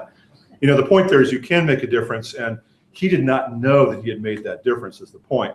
And I think the same thing holds true for you. In fact, when I look at my Facebook, a full third to almost half of them are students I had when I taught high school. That was 29 years ago. So I did not know that I was having that kind of impact, but I just got friended by 2 or 3 this week. It just is a constant flow. It's how are you doing and so forth. So, you know, the point is that keep the long-term picture in mind. Don't just look at the short-term and the little scores and so forth. Is that, you know, they're kind of bumps on the road, but you're trying to influence people and trying to, you know, model for them, as Dr. Beach modeled for me. It was really a superb example. Well, thanks for taking me off track. Okay, class dismissed. No. Okay, let's go to the statistics. We were looking at this Desmos plot here, and we were launching the calculator, and we said that there was 3 different types of equations for fitting. What were they? Y equals X. Okay, linear, Y equals X. Okay, polynomial and exponential. Now, the reason I'm saying that is because that's what we're going to try to curve fit with when we start doing some of the assignments. So let's put in there, like, give me an example of a good polynomial. Y equals what? X squared. Sure, Y equals X squared is a parabola. That's your simplest one. Now, it's called a polynomial. What does polynomial mean? Many names. Okay, so there's many things. So it could be Y equals X squared plus 3, okay? Or it could be Y is X squared plus 3X. Or Y is 3X squared plus 4. All of those are going to be polynomials. Just try graphing some on there and get comfortable with this interface. It's a very slick interface. This is a polynomial. So we've seen linear, we've seen polynomial. The question is, what's the difference between polynomial and exponential? This has an exponent. Why isn't Y equals X squared considered exponential? In other words, there's an exponent. There's not a variable in the exponent. There's not a variable in the exponent. Okay. So how can we put a variable in the exponent? Hit the A to the B button. Okay, so right. Okay, so let's say we put Y equals A to the B, not A squared, but A to the B. But you first have to put in a variable, let's say 3 A to the B, and put in their X. Right? That's an exponential one. So the point, as Chris correctly identified, is that an exponential equation is one where there's a variable where? In the exponent itself. Now, we talked about exponential growth, and the reason it's so great is that the exponent itself is growing as the x-axis variable grows. So, for example, if I'm at 0, what is that value going to be? Y equals 3 to the 0th, and what's that? 1. Anything which is raised to the 0th power is 1. So it's always going to go through 1 right there. Whereas when it's over here at the 2, then it's going to be 3 squared is going to be 9. And so this is, again, an example of an exponential type of one. So this is Desmos. Is a nice graphing calculator. And as we're trying to work with Common Core, we're trying to make sure that our math and our science really intertwine more as opposed to remaining totally separate. Yeah, Jennifer. Speak up loud so they can hear you. I'm wondering how this could be, I mean, is this gonna be a crutch? Could this be a crutch? I mean, Well, there's another good question for Dr. Rivas. The whole thing is that when you look at these researches, is that the abundance of graphing calculators, this is a big question, when graphing calculators came out, was would this decrease students' ability to be able to conceptualize equations? Before that, it was the invention of the calculator. And the calculator came out in 1973. I was a senior in high school. Next year, I went to UC Irvine as a freshman, and the first exam they said no calculators allowed. Second exam, chemistry exam, they came in, they said we're going to allow calculators. I walked into the science lecture hall. I had my trusty slide rule, and everybody except for one other person I saw had a calculator. The point was, people saw the calculator as an easier way to solve things. The question is how has that affected their numeracy? Now, I think it really does affect their numeracy quite a bit. In other words, your ability to, in your mind, to conceptualize numbers. And what I mean by that is that, you know, when I was doing things with the slide rule, I had to distill things down. I didn't have the precision, but I had perhaps more meaning behind it. Because you were just work with scientific notation rather than pushing buttons. That's pretty much long gone. People don't do that a lot. When I do problems, in my mind, I just work with exponents, you know, add and subtract exponents, and then just do a real simple estimate of the numbers to see if I'm in the ballpark. Most of your students are probably not doing that today because of the prevalence. And so, again, it's not really the purview of this time right now to think about that, but that is actually a great, you know, research topic for future reference and so forth. Yeah. I was going to mention, we're in the same geo class, but they brought up a study about factors that have influenced college success, kind of like what you were talking about, right. Looking at all those factors. And the top three were, one of the top three was, do they graph by hand in their high school career? And the other two were math-based. One was, did you take calculus? And one was stoichiometry. Interesting. Do you graph by hand was a predictor. So if they graph by hand. Whether they would succeed the first year high school science. Wow. Sorry, college science. Yeah, and I think that there is something tremendously valuable about that kinesthetic process of calculating what those things are, because when this plot's up there, it's like, what does it mean? I think it's great once you know it, but if you don't know it, it's a problem. Yeah, Steve? One of the cool features with this is you can add coefficients to the term or other constants, and then you can just slide the slider to see what each term actually does. So like you can write y equals mx plus b, the m and b term on the slider, you can just change it. Or like, you know, all the trig functions and stuff, which just help advance things, you just visualize it in real time. You just do the slider and you can slide. You can also have multiple equations all at once, but have the same coefficients, and then slide it and we'll adjust all of them. Does anyone catch what he's saying right here? I mean, you see what here is well, here's a slider right there. So now we can, this can be changed in the slide there for the addition of the slider. And then actually, Stephen, on this one, how do we do the actual plot of the equation? Because I haven't actually used that before. Yeah, that's great. This is cool.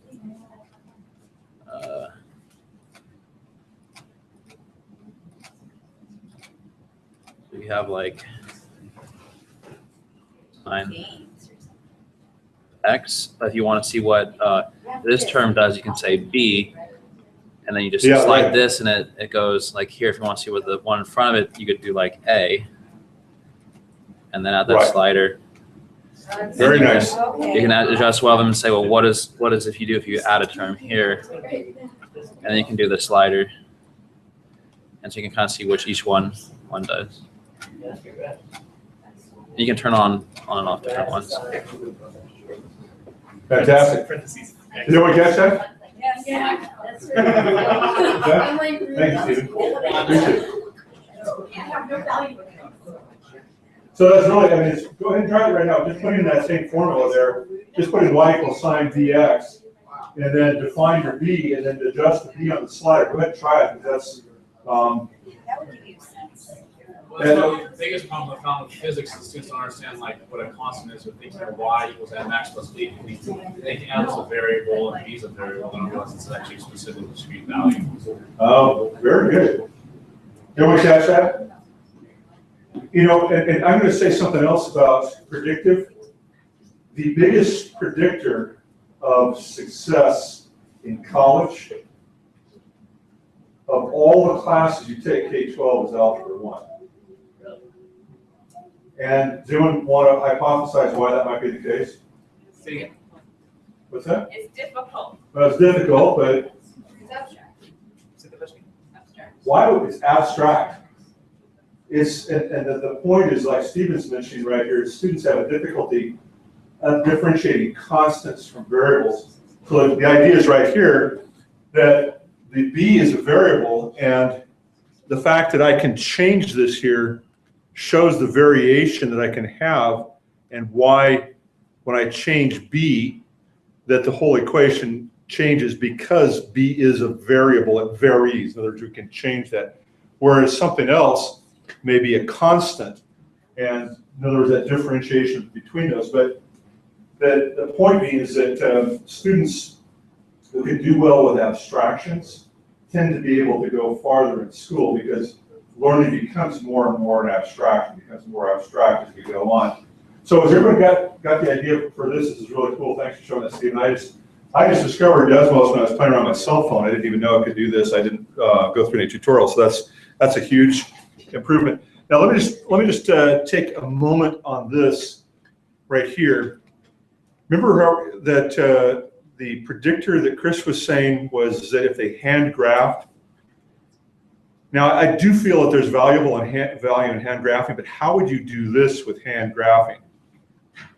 So you can do it once, and when you really start to understand it, but then after you've mastered it, this is where I think you start to bring in these skills. So I think that they should be able to do it by hand, but then after that, I think that because now, does this help you understand what that variable is? you can graph it by hand directly, and then if you go plus and do a table, and then you can just put the points directly in the table and plot it. You can see how it matches up with the function. So in other words, you see what I'm doing right here is we're putting in, I was trying to see if it was a point he's plotting by hand and so forth. So, and you can see the graph and so forth going up there. So that's actually cool there as well. Good. So Stephen, do you use this in your class? A little bit. I did something particular with beats. You just do two sine functions that are to the frequency, but you add them together and adjust those sliders. You can see the idea of beats superposition. Okay, so what he's talking about here is that, like in music, when you have two frequencies which are pretty close to each other, you can end up with beats, and that's how you can tell when things are out of tune, or when you get them in tune, when the beats are eliminated.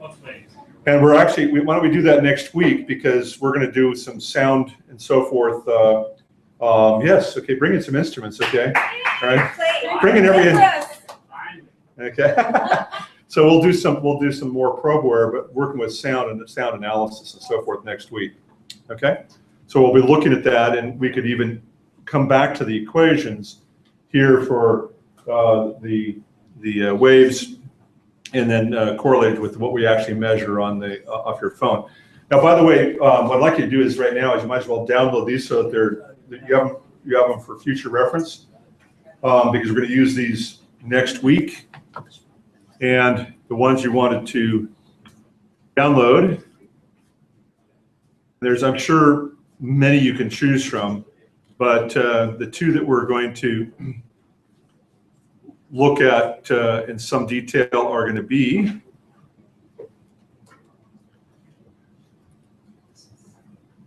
one of them is Soundbeam, and the other is Frequency Meter. Now, Soundbeam, I'm not sure if it's on both. I know that Frequency Meter is on both. But what you're looking for is you're looking for something which gives you readouts like this right from your phone, where you can do audio analysis and so forth. And again, I'm sure that there's a variety of them out there, so it doesn't have to be any specific one. But what's that? $1. I'm sorry, guys. You know, all right, I know it's tough. Okay, we're going to take up a donation for Jennifer there. So these are some that I use that are really cool. I'm sure that there's other ones that are equally cool, if not better, but we're going to actually do some of that next week. Yeah, so I'm just using sound beam and frequency meter for generating these here.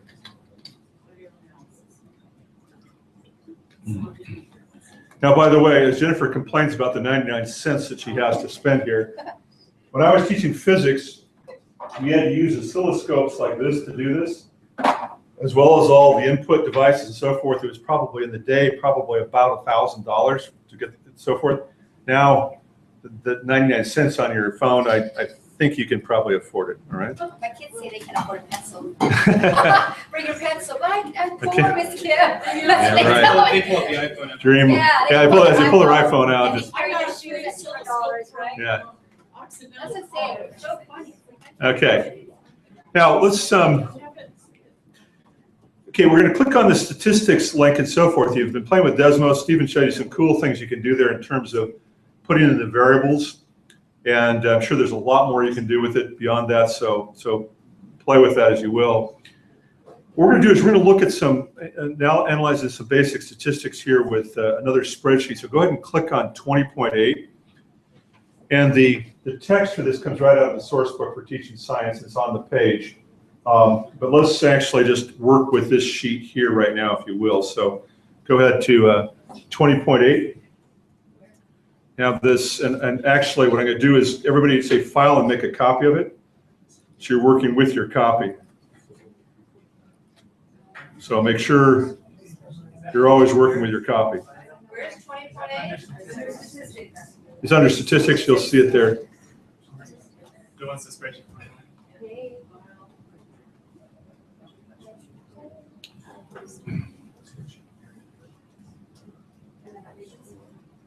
No.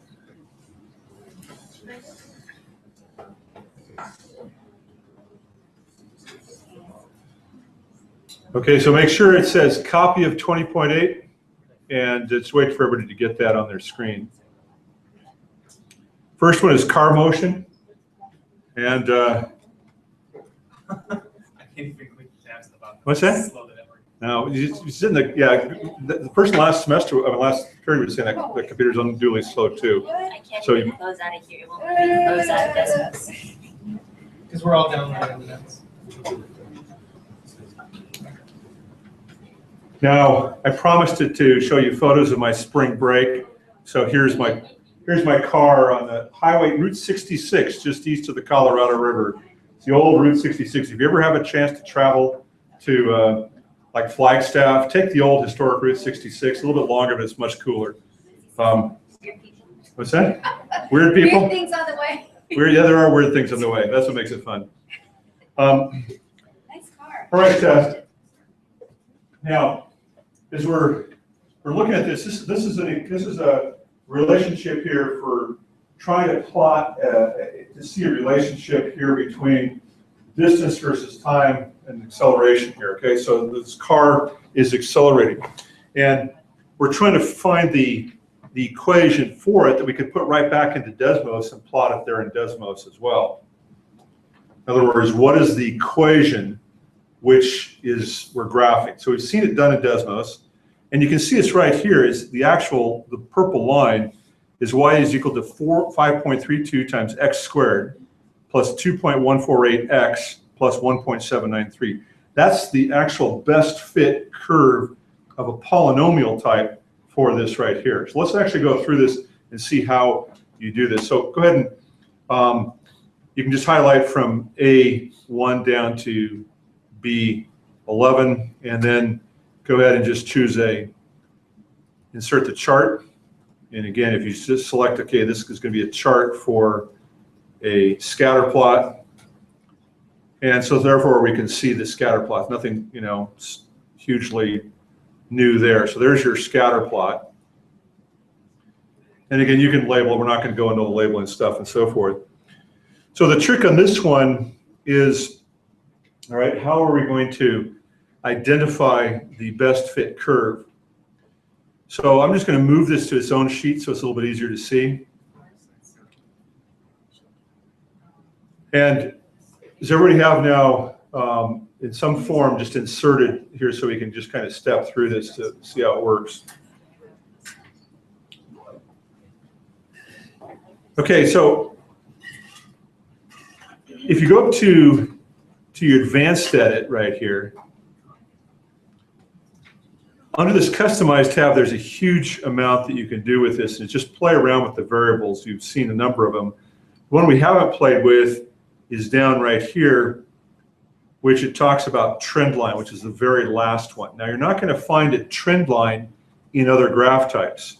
So, for example, on a bar chart, you're not going to find a graph, a trend line. But scatter plot is, again, your default for most, I'd say it's the most frequent one you're going to use in science, because you can have any X and any Y. So it's a continuous X and a continuous Y, whereas a bar chart is demarcated from one X to the next. In other words, for example, when you're looking at that, we're looking at the rainfall for January, the rainfall for February, the rainfall for, those were discrete. The reason why a scatter plot is so valuable in science is it's not discrete, it is continuous. In other words, that this axis allows you to have any value of X and any value of Y within the range you specified. So if you click on this one right here, click on your trend line and see which of them fit. Go ahead and try the linear, the exponential, and the polynomial and see what fits it best. Go ahead and just try it now yourself and just see the trend line which is coming up.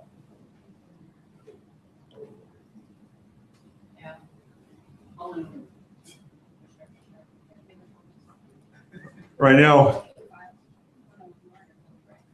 okay, how many people say it's linear, exponential, polynomial? Okay, now, does that make sense?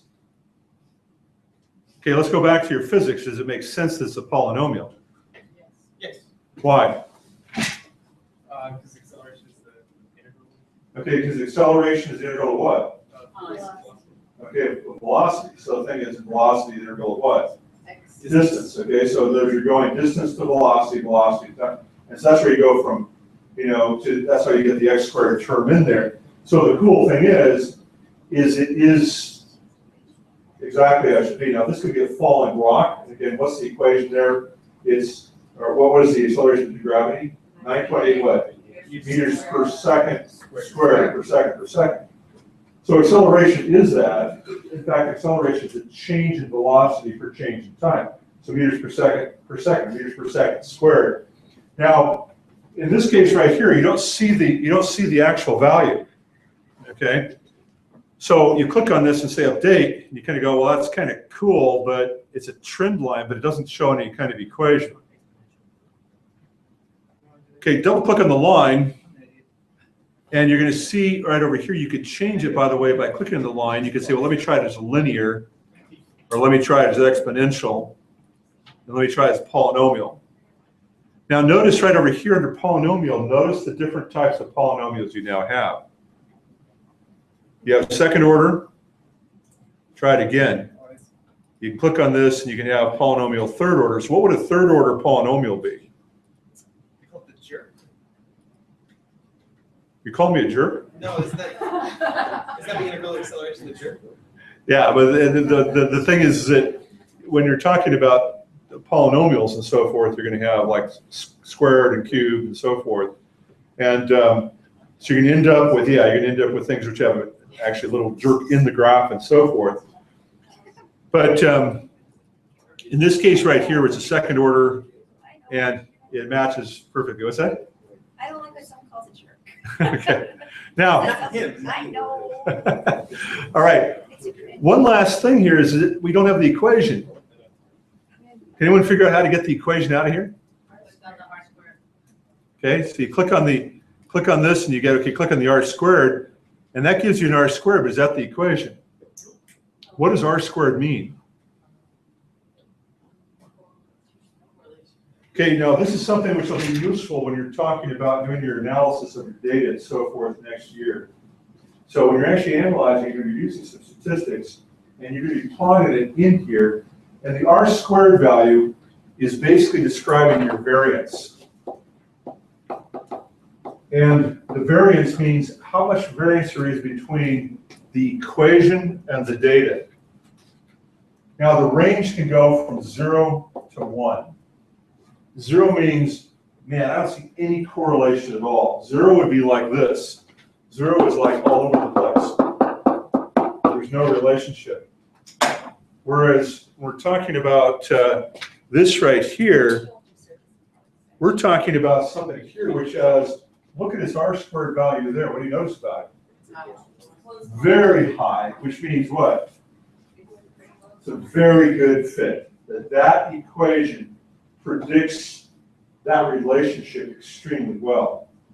Now, if you get something like this in terms of some of your data, and again, this you may not be using this type of a, continuously variable situation, but if you do, you're going, wow, I've hit on something, right? Now, you better hit on things in physics because they are extremely predictable, right? So this should be this way because there's not a lot of variables in the situation where we're dealing with students. There's a huge amount of variation and so forth you have to deal with. So R squared, what's the maximum R squared value? 1. When it's 1, what does that mean? It means everything is directly on the line, and every single data point is on the line of the equation that's being drawn. So we still don't have the equation for the line. Where's that?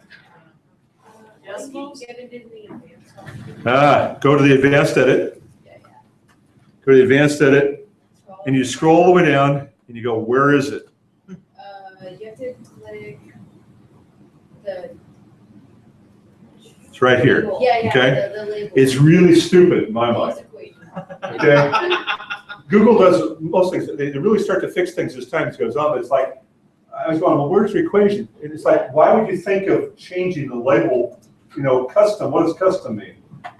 And the thing is, the equation is what you want, and there you go. Now you got your equation over here. So this gives you the equation for the graph. So if you look at that, it certainly is y is equal to essentially 5x squared, plus some constants and so forth. But the point there is that this here, plus, I'm sorry, there actually is another one there, plus minus 2x.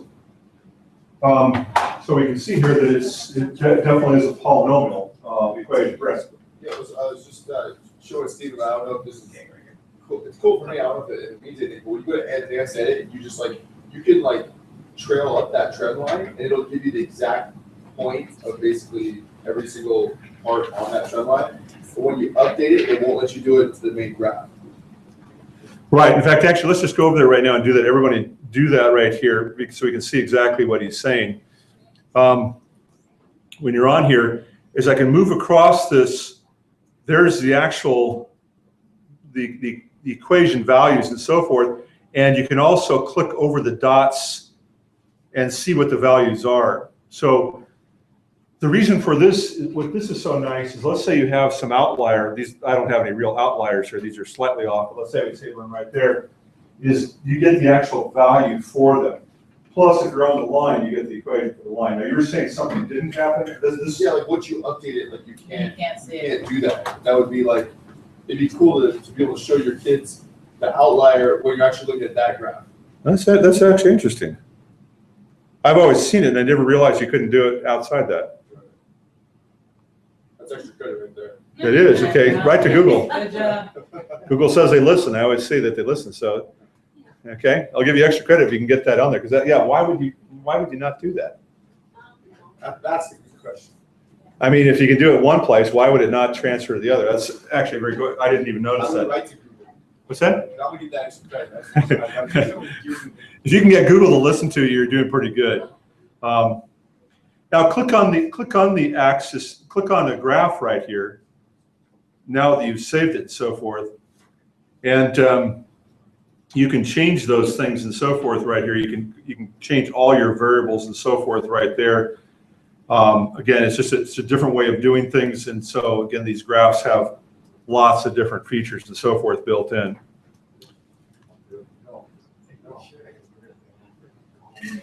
Let's go to the pendulum one right here. Okay, I'd like everyone to do the pendulum one on your own now. Go ahead and see if you can match the pendulum to what I have. So graph yours and see if you can graph it like the pendulum. Get the equation, get the R squared value.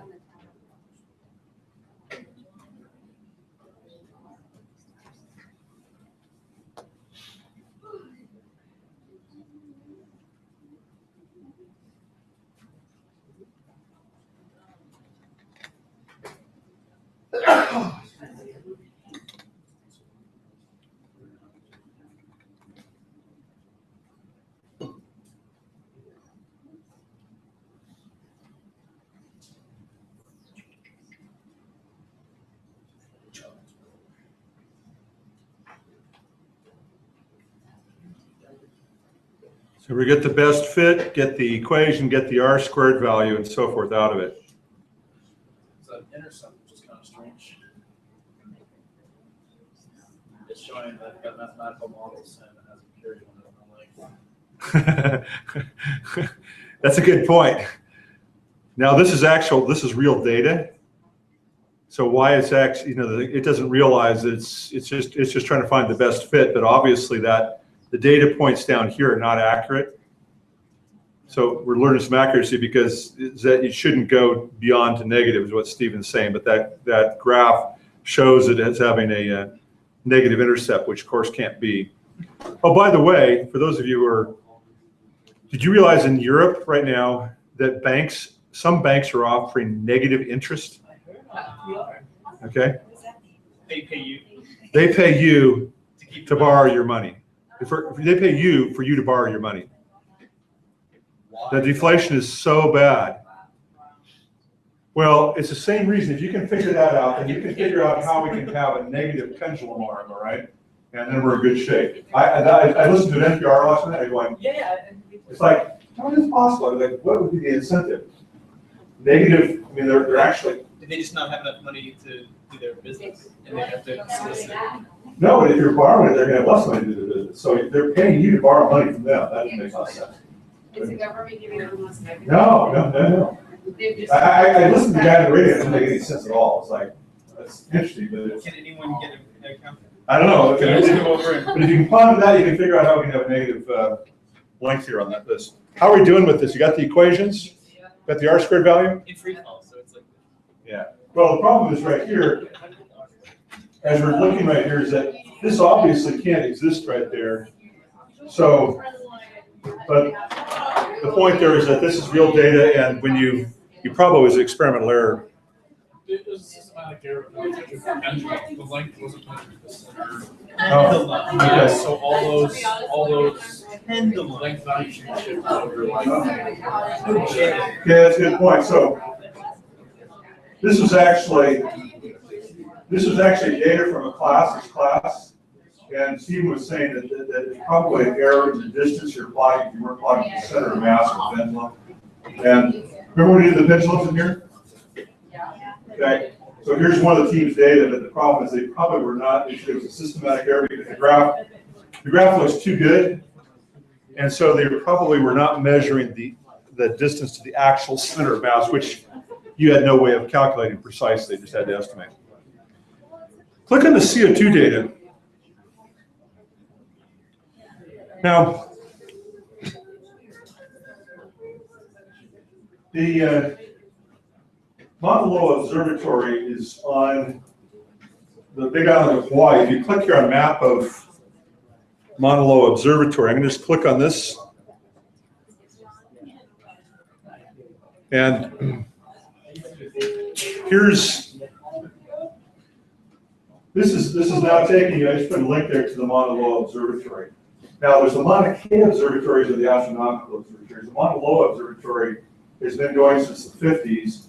Having of Keeling started it, is actually measuring carbon dioxide. It's now run by the Scripps Institute at UC San Diego.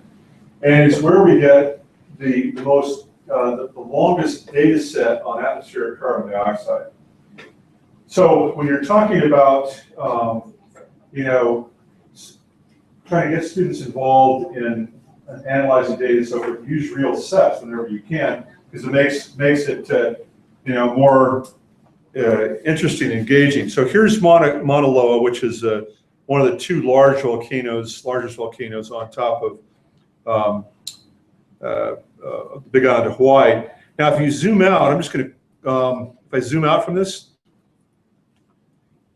notice how isolated the Hawaiian island chain is. Okay, it's extremely isolated in terms of its location from anything else. In fact, it's the most isolated island chain on Earth.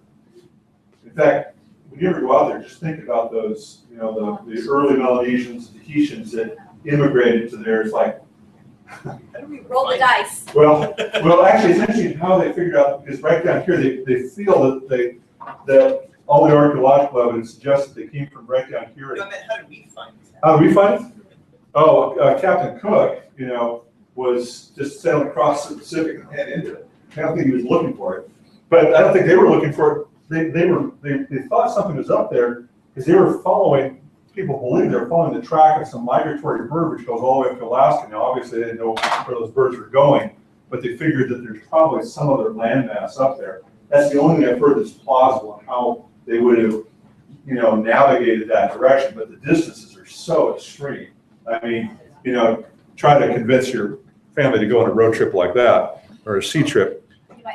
Now, the reason is, okay, yeah, most of them probably never did. Well, I mean, I'm sure they never came back, but the reality is most probably never made it. When you're looking at this,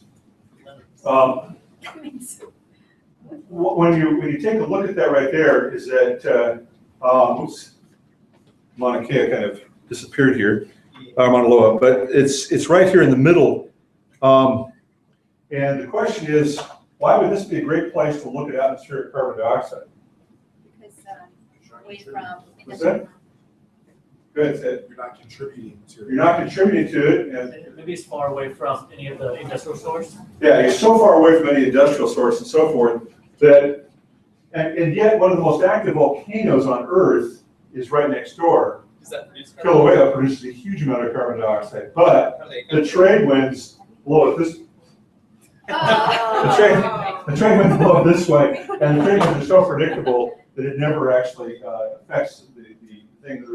It's actually only probably about 20 miles away, if even that, maybe distance-wise. But the trade winds are. We stayed right in the town of Volcano, which is literally like about a mile and a half from the border of the national park, which is one of the most active volcanoes on Earth. But the trade winds are so predictable, it never blows that direction. And if it did, it'd be asphyxiated. I mean, the fumes are terrible. Well, they have something on the big island of Hawaii called VOG, volcanic smog, and it's a really big problem if you would live downwind from VOG. Yeah. So now let's go ahead and take a look at the data here. So if you have that data here in the copy of 28, sheet like this, what we're looking for is I want you to get a graph this data here, year versus ppm, and see if it looks like something like this. Put it on its own sheet. So you're seeing if you can get a graph which looks like this. There's a few years in here. It doesn't go to current data, but You want to graph the whole. I want you to graph the entire trend.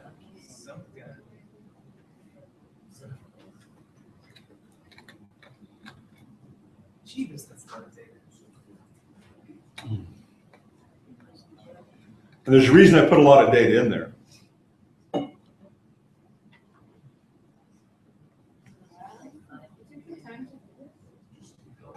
I didn't type it in there. I just copied from a database. Oh, I was like, wow. Sucker.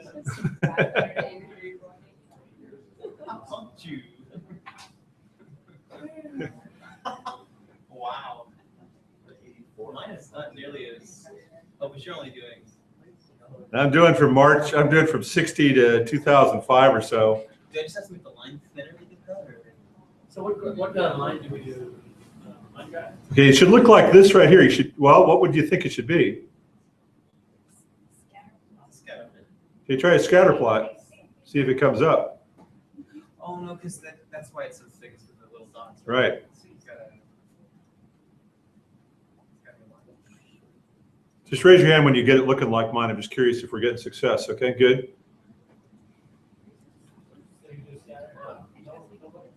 Well, yeah, I did scatter, and then I used row 5 as headers and column A as levels.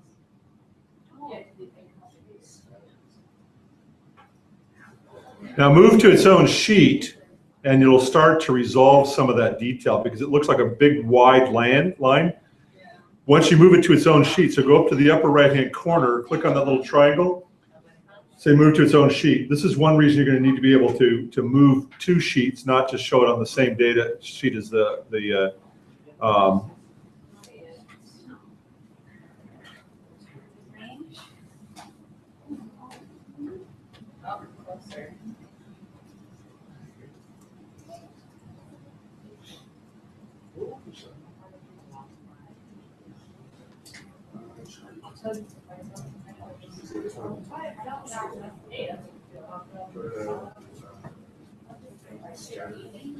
Okay, if you right-click on the graph right here, you can change the size of the pictures, things. If I change it to, like, if I change it to 2, now I can see all those little dots. Okay, if you put it to 0, change your dots to 0 and see what you get. I did that. Oh, don't change the color to 0. Change the size of the dots to 0, and it'll infer a line. The point there is if you change the dot size to 0 pixels, and then you choose a line here of 2 pixels right here, then you should be able to see it. And this is again the kind of graph you should see. So click on your graph until you get it to appear something like this. So you can change the size of the dots and the. How do you get it to infer the line? Okay, click on the graph, and then when it comes on, you're going to get this menu right here. Click on right here and change the size of the pixel and change the size line. You can also change the color and so forth. But you're going to, that's all by just adjusting the. Notice you can also add you can add an axis on the right. So if you click on the right, you can change the axis to the other side. Now, as you're trying to match mine, you're learning some pretty valuable skills because you're trying to learn how to do what you want to do and how to represent that data. I got the same problem. They disappeared. Yeah, mine did that. Oh, so that's how exponential curve. It's really well. Once you did it, try to find a curve fit for it. Get your curve fit for it. Look at its own sheet. No, you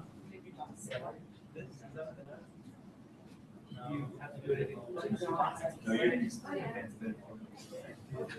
had to put it back to 2, right? So you can see it.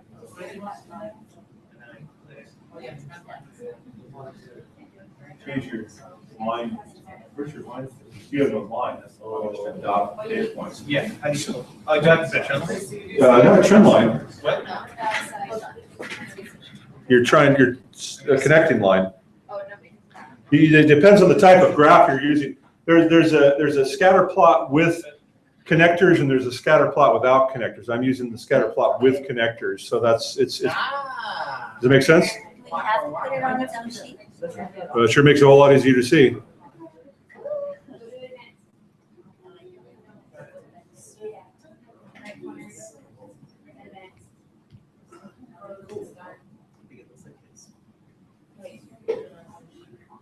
Okay. You just highlight starting from here, right? So you're getting more carbon dioxide. That's good, right? He's not? I was thinking. Oh, okay. Oh, thank you. Appreciate it. I'm sorry. I hope she's safe driving. She has a long drive. Oh, and she left her glasses. Oh, wow.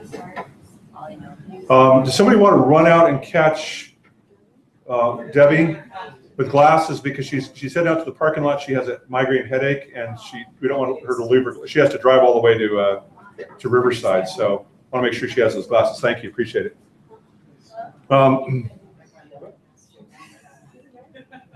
Yeah, that would be bad without glasses too. Okay, so now on this graph here, you may have struggled to try to get this particular representation and so forth. Again, moving it to its own sheet makes it a little bit easier to analyze. What kind of a curve best fits this data? So you click on this, you're going to say, okay, we're going to, again, try to find that best fit, see what fits that data the best. Is it exponential? No, it's not. Or is it polynomial? Again, try your different orders of polynomials and see if you can get a better fit. Try like a third order and so forth and see if you can get something that fits best. Now get the equation for that out. And so if we can predict what the next year's CO2 concentration is going to be, basically. So you can look at that and again, not only get this out, but try to get the graph with the equation and so forth for it. So, It's really hard because this is so many years, right? well, yeah, but just go ahead and just try to get the graph and so forth of that data right now. Let's just do that. Make sure we get that up.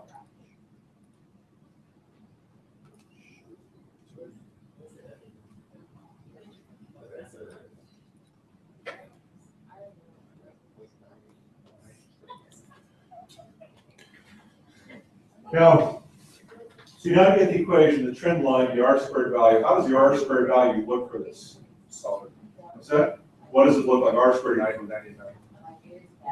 Okay, so your R-squared is what? 9.99. 0.99, which means we can predict what the CO2 concentration is going to be in future years from this, which is pretty amazing. So you're looking at historical data, and the historical data has a trend which we've applied a mathematical equation to, and you're getting a R-squared value which is very high, which indicates our equation fits that pretty well.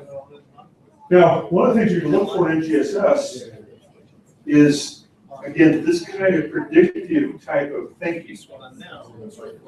This is why there's such a huge concern. Now, let me just take a little, like I said, take a little side, if you will, for a moment here. And why I'm particularly concerned about this, I'm sure everybody is, but when I was in graduate school, I was doing research on photosynthesis. It was actually an ecophysiological problem. Okay, that was right around here. At, it would have been like 79, 80, right around in here. We used for our photosynthetic measurements a chamber.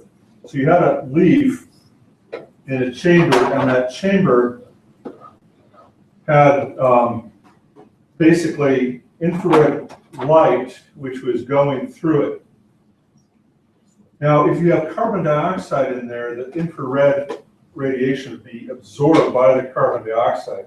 So if you have a sensor on the other side, so there's a sensor here, you can tell the amount of CO2 in that chamber by the amount of infrared light that goes through. So if all the infrared light was transmitted, what does that tell you?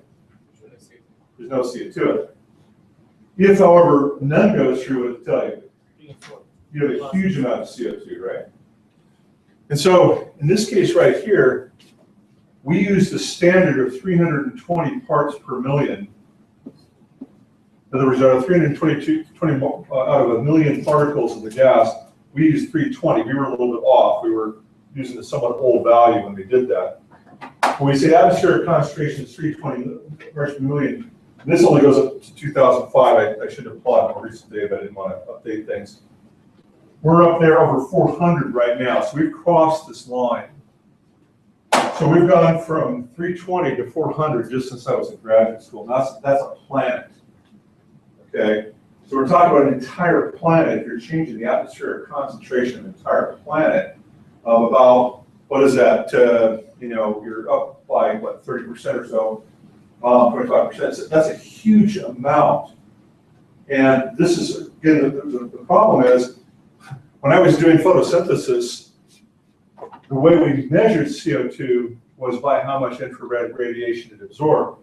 So if you're dealing with the Earth, light comes in as short wavelength radiation, it bounces back as long wavelength. That long radiation is going to be absorbed by the CO2. There's the blanket that we're talking about that's contributing to climate change. And so, you know, obviously there's been climatic changes and variations and so forth in the past. And it's hard to take this, you know, to pin it right to one particular variable. But apart from anything, we should just be concerned when you change the atmosphere in terms of the percentage of a particular gas worldwide, that much is really sobering. Okay, I mean, you can talk about all the temperature change and so forth like that. That's another factor to be sure, which of course is the ultimate concern, because carbon dioxide is not going to hurt you. In fact, plants love it. But the funny thing is now the students are using real data, and when you look at this data, what's the sawtooth do? Up and down. Why is it up and down? Photosynthesis. Summer. Season. Season, photo period. That's over years though, right? This is global though, so we have seasons on a global basis. I mean, is this pattern to be absorbed into the water, absorbed into the soil, that kind of thing? But if we're talking about this, let's take a look at the planet here. And if you look at it here from a planet perspective, so let's just move this around. Where's your equator? Equator goes right through Ecuador, right? It's an easy way to remember it. So it's right there. Now in the Western Hemisphere, there's probably about 40% more land mass in the Northern Hemisphere than the Southern. When you come over here, the equator goes right through here, and there's all of this land mass, this huge amount of land mass in the Northern Hemisphere. Notice if the equator is going like this, there's probably about 5 times, 4.5 times the amount of land mass in the Northern Hemisphere as the Southern. So that's where your vegetation is. So what this graph is telling you is that when it's summer in the Northern Hemisphere, when it's summer in the Northern Hemisphere, plants are photosynthesizing and taking CO2 out of the atmosphere. And so every dip like this, every dip that you're seeing, every time it goes down, that is due to a summer in the Northern Hemisphere. So the thing that's just really bizarre about this, which is just totally amazing, is that this is due to a massive difference in vegetation, Northern Hemisphere versus Southern Hemisphere. So you would expect that kind of seasonal variation because there's more plants in the Northern Hemisphere taking that CO2 out than there is in the Southern Hemisphere. It can account for this kind of variation, but notice that variation is picked up in a period of about 2 years of the increase of what we do overall. So what all the plants in the world are doing in the Northern versus the Southern Hemisphere, that huge variation, accounts for that dip, but we overcome that dip in a period of about 1.5 to 2 years by the amount that's being produced. And all you have to do is to look at the economic growth in places like East Asia, China, and so forth like this, bringing out a coal-fired plant one a week or something like this, that they're introducing more and more of this into the atmosphere. So if we don't do something now, there's going to be, bigger price to pay in the future. What about rainforest? Well, then of course there's rainforest deforestation, so forth. There's lots of different variables. But the point I'm saying is, you see how you can use some data like this, where now we get a correlation. You get, wow, I get R squared value that's 0.9 something. That's huge. This is highly predictive. And now we've taken real data, and the students are actually looking at that, making some sense. And now you're starting to dialogue based on some evidence. Yeah. So technically, is it possible that we would just superheat our planet to the point where it all becomes desert? Like where there's no... Well, no, it's much more complex than that. It's so complex that it increases rainfall in certain areas, decreases in others. It's the modeling is so inaccurate. It's so, at this point, and I'm not going to try to say that anything is due to anything right here, but the fact is that we're tweaking things. In fact, they've looked at global.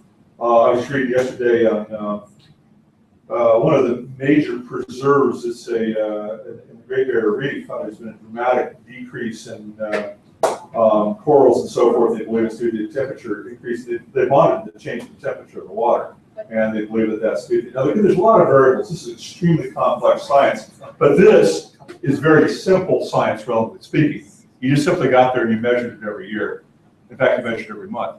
So the idea on this whole thing here is that you're starting to think, like, get the students to start to think like scientists, look at the evidence, look at the equations. Hey, I got the equation now. The kids just using something right online can take some real data, graph it, and make some sense out of it. And it's again, falls right in line with what we're trying to accomplish in NGSS. Go to the next one, gas laws.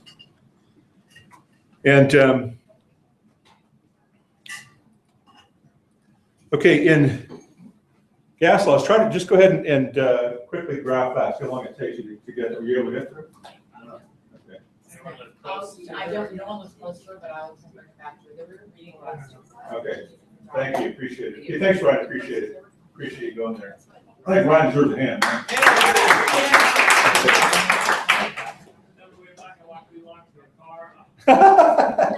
Man, it was such a gentleman.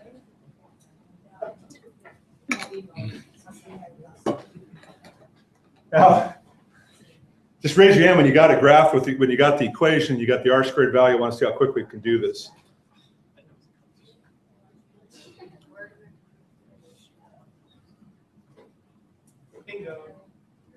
Got it? R squared and get it all labeled.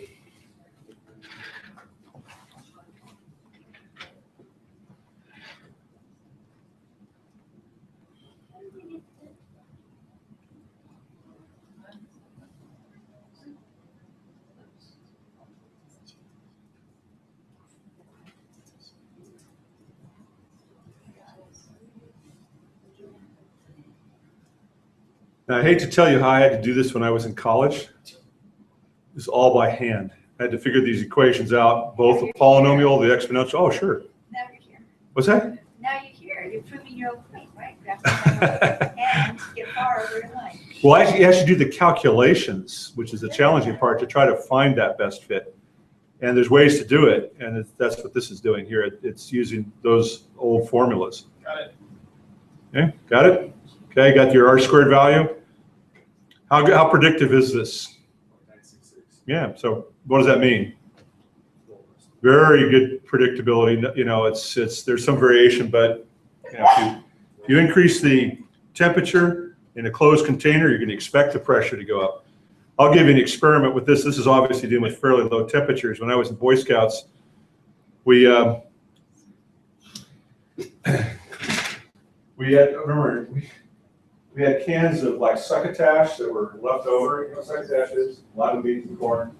And so we didn't really want to eat them, so what do? Threw them in the fire. They're not terribly a brilliant thing to do. Did you run, right? Oh, man.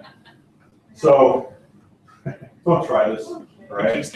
Okay. Oh, the explosion is deafening, because what's happening is that as the temperature goes up, what's the relationship? What kind of relationship is this? So it's a direct relationship. So you can predict what that pressure is going to be, and all of a sudden it's going to hit the burst pressure of that can, and it just makes an incredible sound wave and so forth. Steve, do you happen to know about this at all? Oh, yeah, I'm blowing up a lot of stuff. Well, anyway. What are you allowed to do in school? So I'm just going to tell. Can I tell a story? Yes, tell it. Yes. So I was on a backpacking trip, and I was with another friend of mine who's Dr. Kaiser. So I was just telling the same story. And this is up at, we were going to start a backpacking trip, and so we had some extra cans of soda. This is Kern's, nectar. Yeah. So, we weren't going to carry it with us over the mountain, so we could have given it to the campers, but Stephen and Dr. Kaiser were experimenting by popping the lids, and when it gets superheated, what would happen? You get this incredible pressure, and what's going to happen? Yeah, this is just one atmosphere, so this continues on here to 2-3 atmospheres. You get this incredible fountain.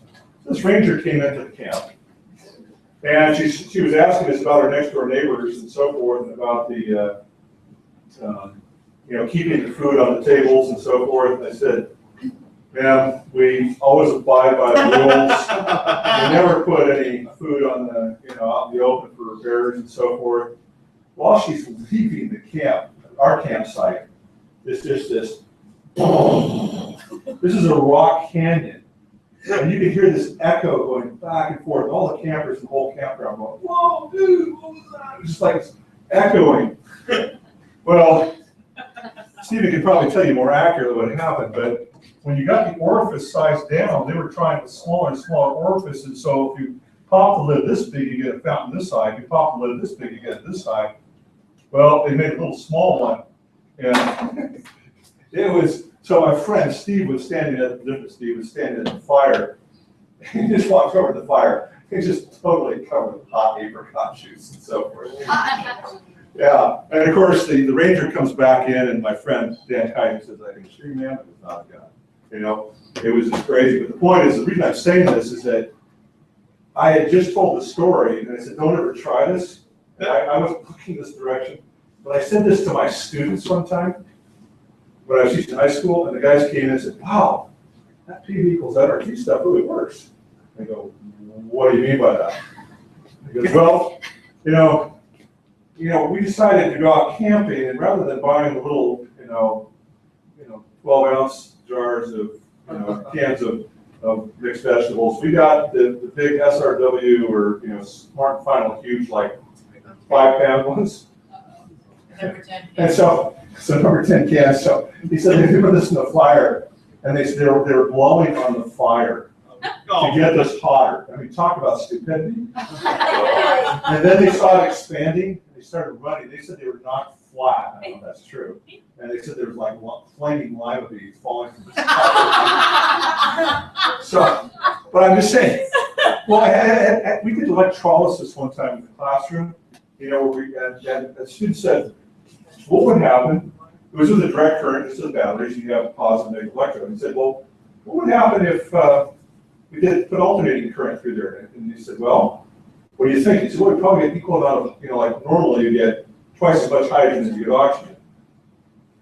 And so they said, okay, but how about if we have alternating current so there's no, this positive, negative, positive, negative? They said, well, I assume it would probably get equal amount of hydrogen and oxygen to each electrode, right? So I just left it that. And he came back the next day, and he said, it worked. And I go, what worked? It produced equal amounts of hydrogen and oxygen at both electrodes. But then it blew out all my circuits. What did he do? He'd taken a power cord, he'd taken an old toaster, he cut it off, stripped the wires, put it into the salt water, and had the test tubes and so forth, and actually collected equal amounts before it tripped all the circuits and so forth. He's dealing with 120 volt AC current. The point is, be careful when you tell your students, because they will try it. And so don't try that, okay? It is pretty fun, but don't try it.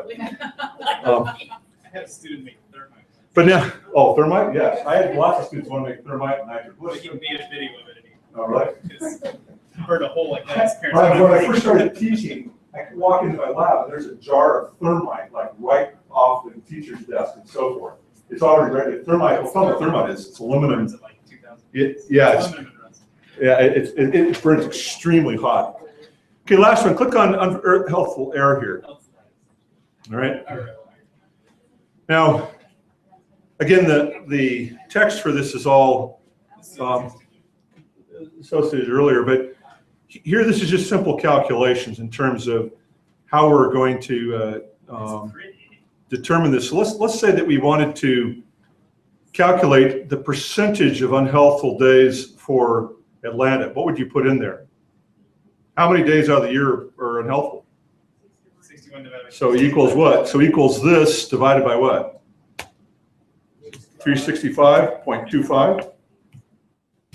Keep here, all right?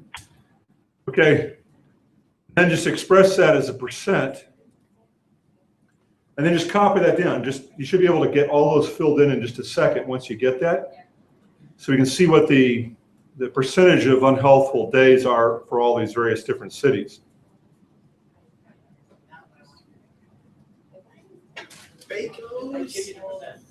What's that? Just put the percentage on there and just, and then just drag it down. You should have all those values just like that, just come right down like there.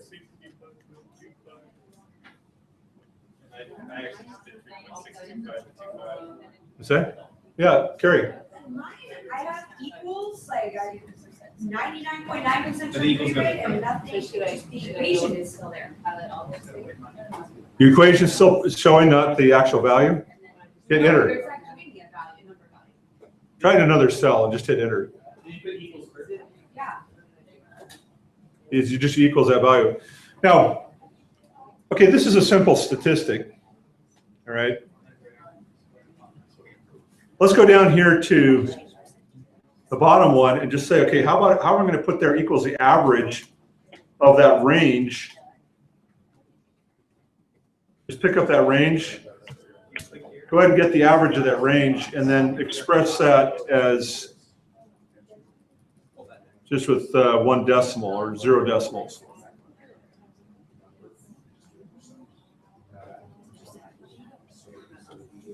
Oh, you didn't multiply by 100. How many decimals did you say you wanted? No, just none is, I mean, 0 is fine. Or you just. Now, what happens when you calculate the percentage to the cell color? Okay, watch again. If let's say I put in there, maximum. So I'll say equals the max of this range. So put parentheses all the way down and then highlight that zone and in parentheses. You notice how it turns green? How come it's turning green?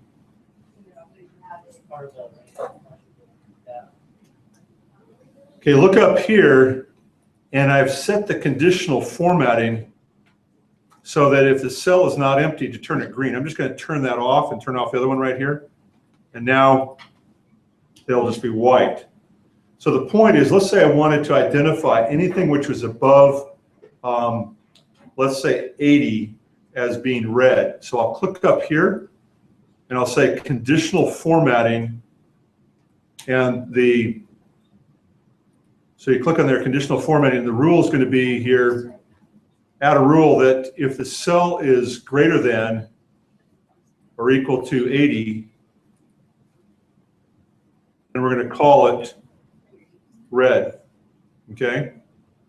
Oops.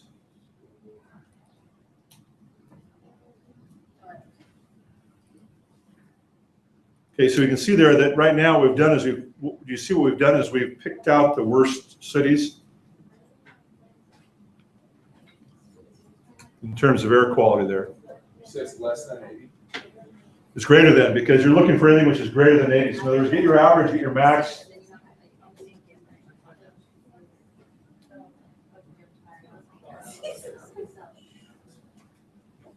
Did I lose you on this conditional formatting? Yeah, I find more ungreens for some reason. Okay, well, watch this again. Why don't you watch it before trying to do it yourself?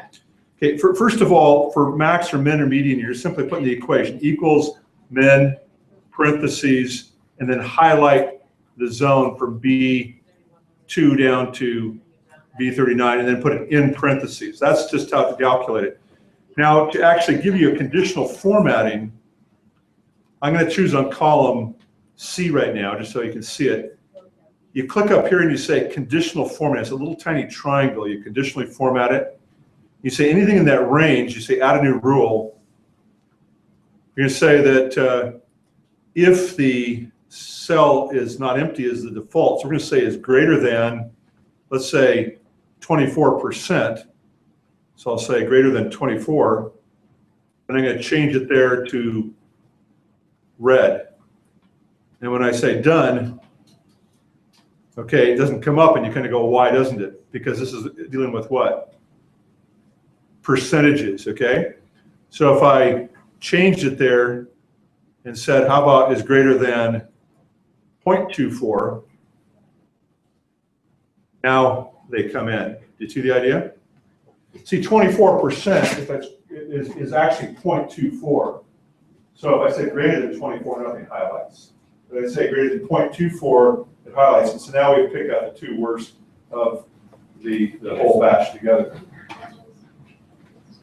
So you had to get rid of the first two rules first? Yeah, just delete the other rules, hit the trash can on the green rules, and then wait them to change them over there. And then when you're getting to here, the cool thing about this is, okay, again, you pick the same ranges like this. Once you've done it here, you can highlight all four of these equations. Why don't you watch this here? Okay, those are all correct, and then I just drag across to here. So if I can drag them across and I fill them all the way in. All right? So once you get your equations there, you can just drag them across and put them in as well.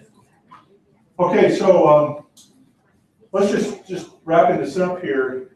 I'm gonna put on today's thing, basically all the stuff we did with the this spreadsheet and the previous spreadsheet.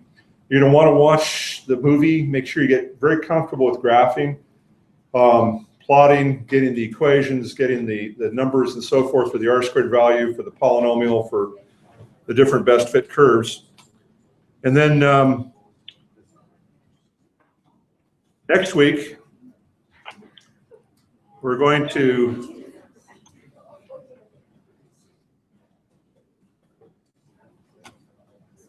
okay. So if you haven't done your mapping and your videos, okay, you saw my email today about make sure your video links are active and so forth. I'm done with the spreadsheet, what I'm going to do in class. We're going to continue to use spreadsheets, but not as an assignment. So you're going to want to make sure that assignment, you should have this assignment totally wrapped up here. You should make sure that those things are all plotted. Your mapping and graph should be pretty much completed. And then we're going to focus on these ones here for the rest of the semester. So pretty much everything up here is relatively close to be done. Probar, we're going to do some more next week too. So we're going to look at frequency and some other things as well. Have a great week, and see you back next Wednesday. Harry. You're all coming help you. I'm sorry, I just don't understand. All right. Yeah, problem.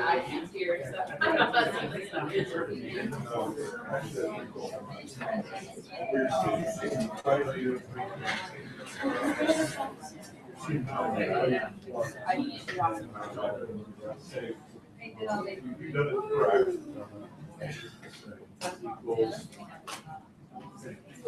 just want to see this here. Okay, so you just got it very cool. You showed how you could exploit some equations, which is really, really cool. So, you.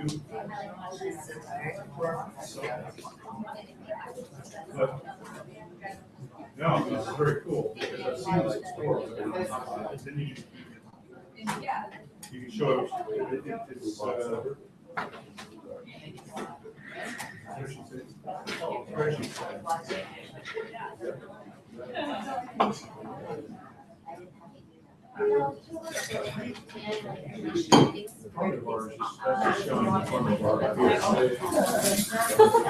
okay, so this is just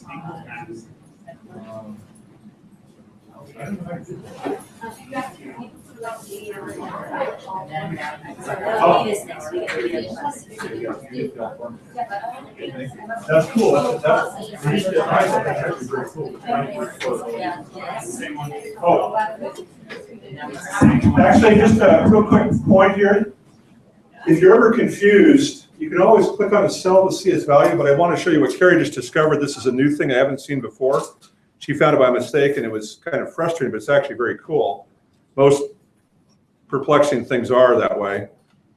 When you have a spreadsheet right here, they've added a new button, or at least it's new to me, which will actually let me show it. It actually uncovers the equations. So if we're looking here at let's see, our unhealthful error, for example, you want to know where those equations are. If you go to view and you say, under view, you say all formulas, and then you can see exactly what your formulas are all the way down. Now, that's really useful for teaching students. You can do that in Excel before. I've never seen it being able to do here. Maybe it was there and I just never noticed it. But she stumbled across by mistake, and it was really helpful because now you can just say view and turn it off, and now you can see the equations, but you can unhide the actual equations without clicking on the cell. So that's actually very nice. I think Carrie deserves a big hand for having a mistake. Have a good meeting.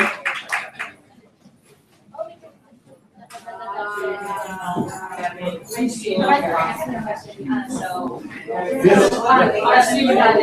want to know in our local science department, out too. Yeah, it's on Saturday and Sunday. Science lab liabilities, is that on the teacher individually, or is that like on the school? So if anything goes wrong, the science lab. What you want to do is you want to carry personal liability insurance, which is very minimal for teachers. It's, but I carry an umbrella policy which does that. It protects the rental property, so if somebody falls in the property, it's not covered by the homeowner or the rental, it covers that. And we're such a litigious society.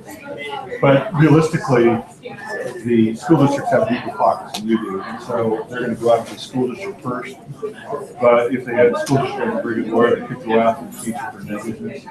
So it doesn't happen very often; it's very rare. But I suggest having personal liability insurance. And it's just that you can generally get it from the same people you get homeowners with. And so, Also, you can actually get it through. yeah, right. Now, most of the times your union will cover that. If you're not union, is it a union school or It's a charter? Charter. It's one of the CM. It's a CMO. So we're under Alliance. Does it represented by a union? Okay, then it might be wise to have, because typically speaking, the teachers unions will have as part of their dues to go for personal liability. Again, it's a small portion, but I strongly suggest having it just because things happen, and you know, it's very unlikely that you can get sued and so forth. It happens very, very rarely, but you know. Where is the school located? We're in a storage unit. We're right telling you our orientation. Right. But we're right underneath the 10 and the 110. We're literally underneath the 10. Underneath the 10? So our parking structure is parked like right underneath the freeway. Like, wow. Yeah. That's intense. And so we don't have a lab facility. The closest thing to having a lab is one room out of the Thanks for bringing it in. having one sink, and has a fire table, and that's about as close as we get to the lab. We have enough like so we shy away from doing a lot of like the more intense lab, especially for chem. Right. But our chem teachers tend to like push the button a little bit and do more than what I think we should be doing in the facility that we are in. Right. And that's why we're just curious in terms of liability, because there are non-facility that actually is lab super, I guess, conducive to lab. So, first, I mean, is there like a company that you maybe recommend? You know, going through maybe a science company? are you part of like an STA or another professional organization? I'm not, but one of our teachers is. Because I think, let me just take a look here. Some of those organizations also carry it, and let's see, personal. I think it might be actually called professional liability, is what it is. Liability insurance. Okay. All right. So. Okay, so it's educators' professional liability insurance is part of, let's see. Okay, so group insurance offers rates that may be lower than coverage on, okay, no, they don't offer it as part of the membership, but professional liability insurance is a good thing to have, you know, if you're doing chemistry more than any other subject. Because I had students burning their hands routinely because the class was hot. Hot plates are so dangerous. Like the hot plate that they were reading is glass. And I had students, like, one thing I learned not to do is I used to have them put the oil on, oh, no, thank you. Weird things. They would put the lubricant on the glass rods. Okay, I'll give it to my class tomorrow, they'll be very happy, okay? And then they put the glass rods through the rubber stoppers. I had people impaling themselves, it was just terrible, so. But I think what he's doing with things where it can get in their eye, or it can burn them, or things could possibly explode and so forth. And all those things. I had people like when I had making hydrogen gas with zinc and hydrochloric acid, and they tap off the hydrogen gas one of them got a flame near that and blew it up, and, you know, their ears were bleeding and so forth, and it's like, I have actually a number of, not only my son, but that man that in the school, who said, Just real quick, sorry, No. did you have But thank you for that. submitted? yeah, right. I'm assuming you probably already submitted the stuff for reimbursement, for the whatever. Right, well, Because I don't have a ID, yeah, I don't know where it is, but I would probably have to get it tagged for the reimbursement. oh no, for that. just, if you can, I mean, what, I know you got 200 for one workshop, you went to that all day workshop, that was 200, so. That would be worth the $5 to go Yeah. get. Yeah, and then if you do any other things associated with the university as a student. Yeah, it's just ridiculous, but, I mean, they have evidence that you're a student because you're registered. Right. It's just, you know, it's, you're doing bureaucracy, so sorry about that. But, yeah, if you can. If you get the idea, so much available. Oh, yeah, sure, yeah, we'll get you paid, yeah, we'll get paid for it. But I know that there was 200 for that and 100 for other workshops, so I mean, Yeah, no, that's. so I mean, you're getting a little bit of catch, you know, you're getting a little bit of change for it. And, Night. okay, good night, good night. So you used the workshop for the whole day with it too. It's like the people getting robotics. You guys can take robotics. What's that? Oh, sure, great, thank you. Much appreciated. Couldn't get the small packet. Sorry, that was quite an effort, I'm sure, to go out and get that. Yeah. I know at Costco at the time that you're out More there. like Balboa is. Sorry. All right, Okay, all right, you too now. we'll see you. Take care of your husband. I know, we need to sleep. Thanks for showing me the Dismas, and that's very cool with the variables, fun stuff. Yeah. I show you the things I did on my student, I saw like doing frequency analysis. We got to make. Fast Fourier transform. Oh, for no. The frequency for next, is that what you're saying we'll do next week? On next week, we're just doing some real simple stuff. We're taking tuning forks and you're just looking at the frequency of like how the frequency changes with the note and so forth. So, you know, mostly cool on physics. So what do you have them do? Well, you just do analyze the waveform using a fast Fourier transform, and then it actually shows you the different harmonics. And Oh, so then cool. you can choose, So you can choose the frequency of the fundamental, and then you can plot frequency versus length. for, like, the What height. software uses that? Longer Pro, there's a couple other ones. You can Actually, if you don't mind bringing that in, that'd be wonderful. well, I'll show you the video. It's kind of fun because then the students. You can see all of the different With superimposed. NGSS, like the important part of the model is just how useful it is to predict future things. And the other thing is like, you have to be careful with the polynomials is, you know, if you're doing, well, you want to make sure that's not curving the wrong way and stuff like that. Yeah, You right. have the whole range. Yeah.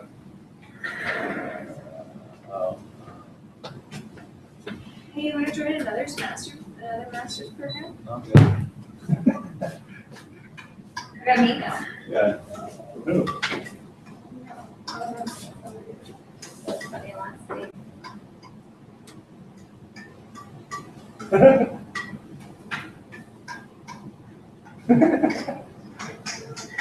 But then you just cut the pipes to the right length because you just use that model. And the mathematical model.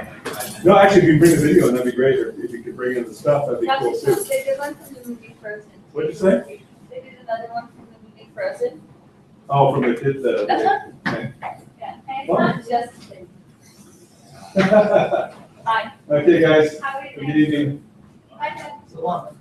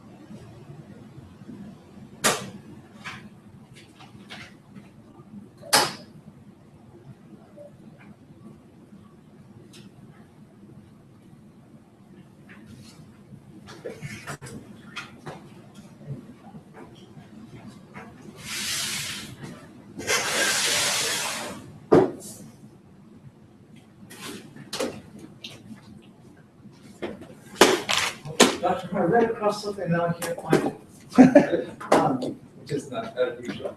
I was researching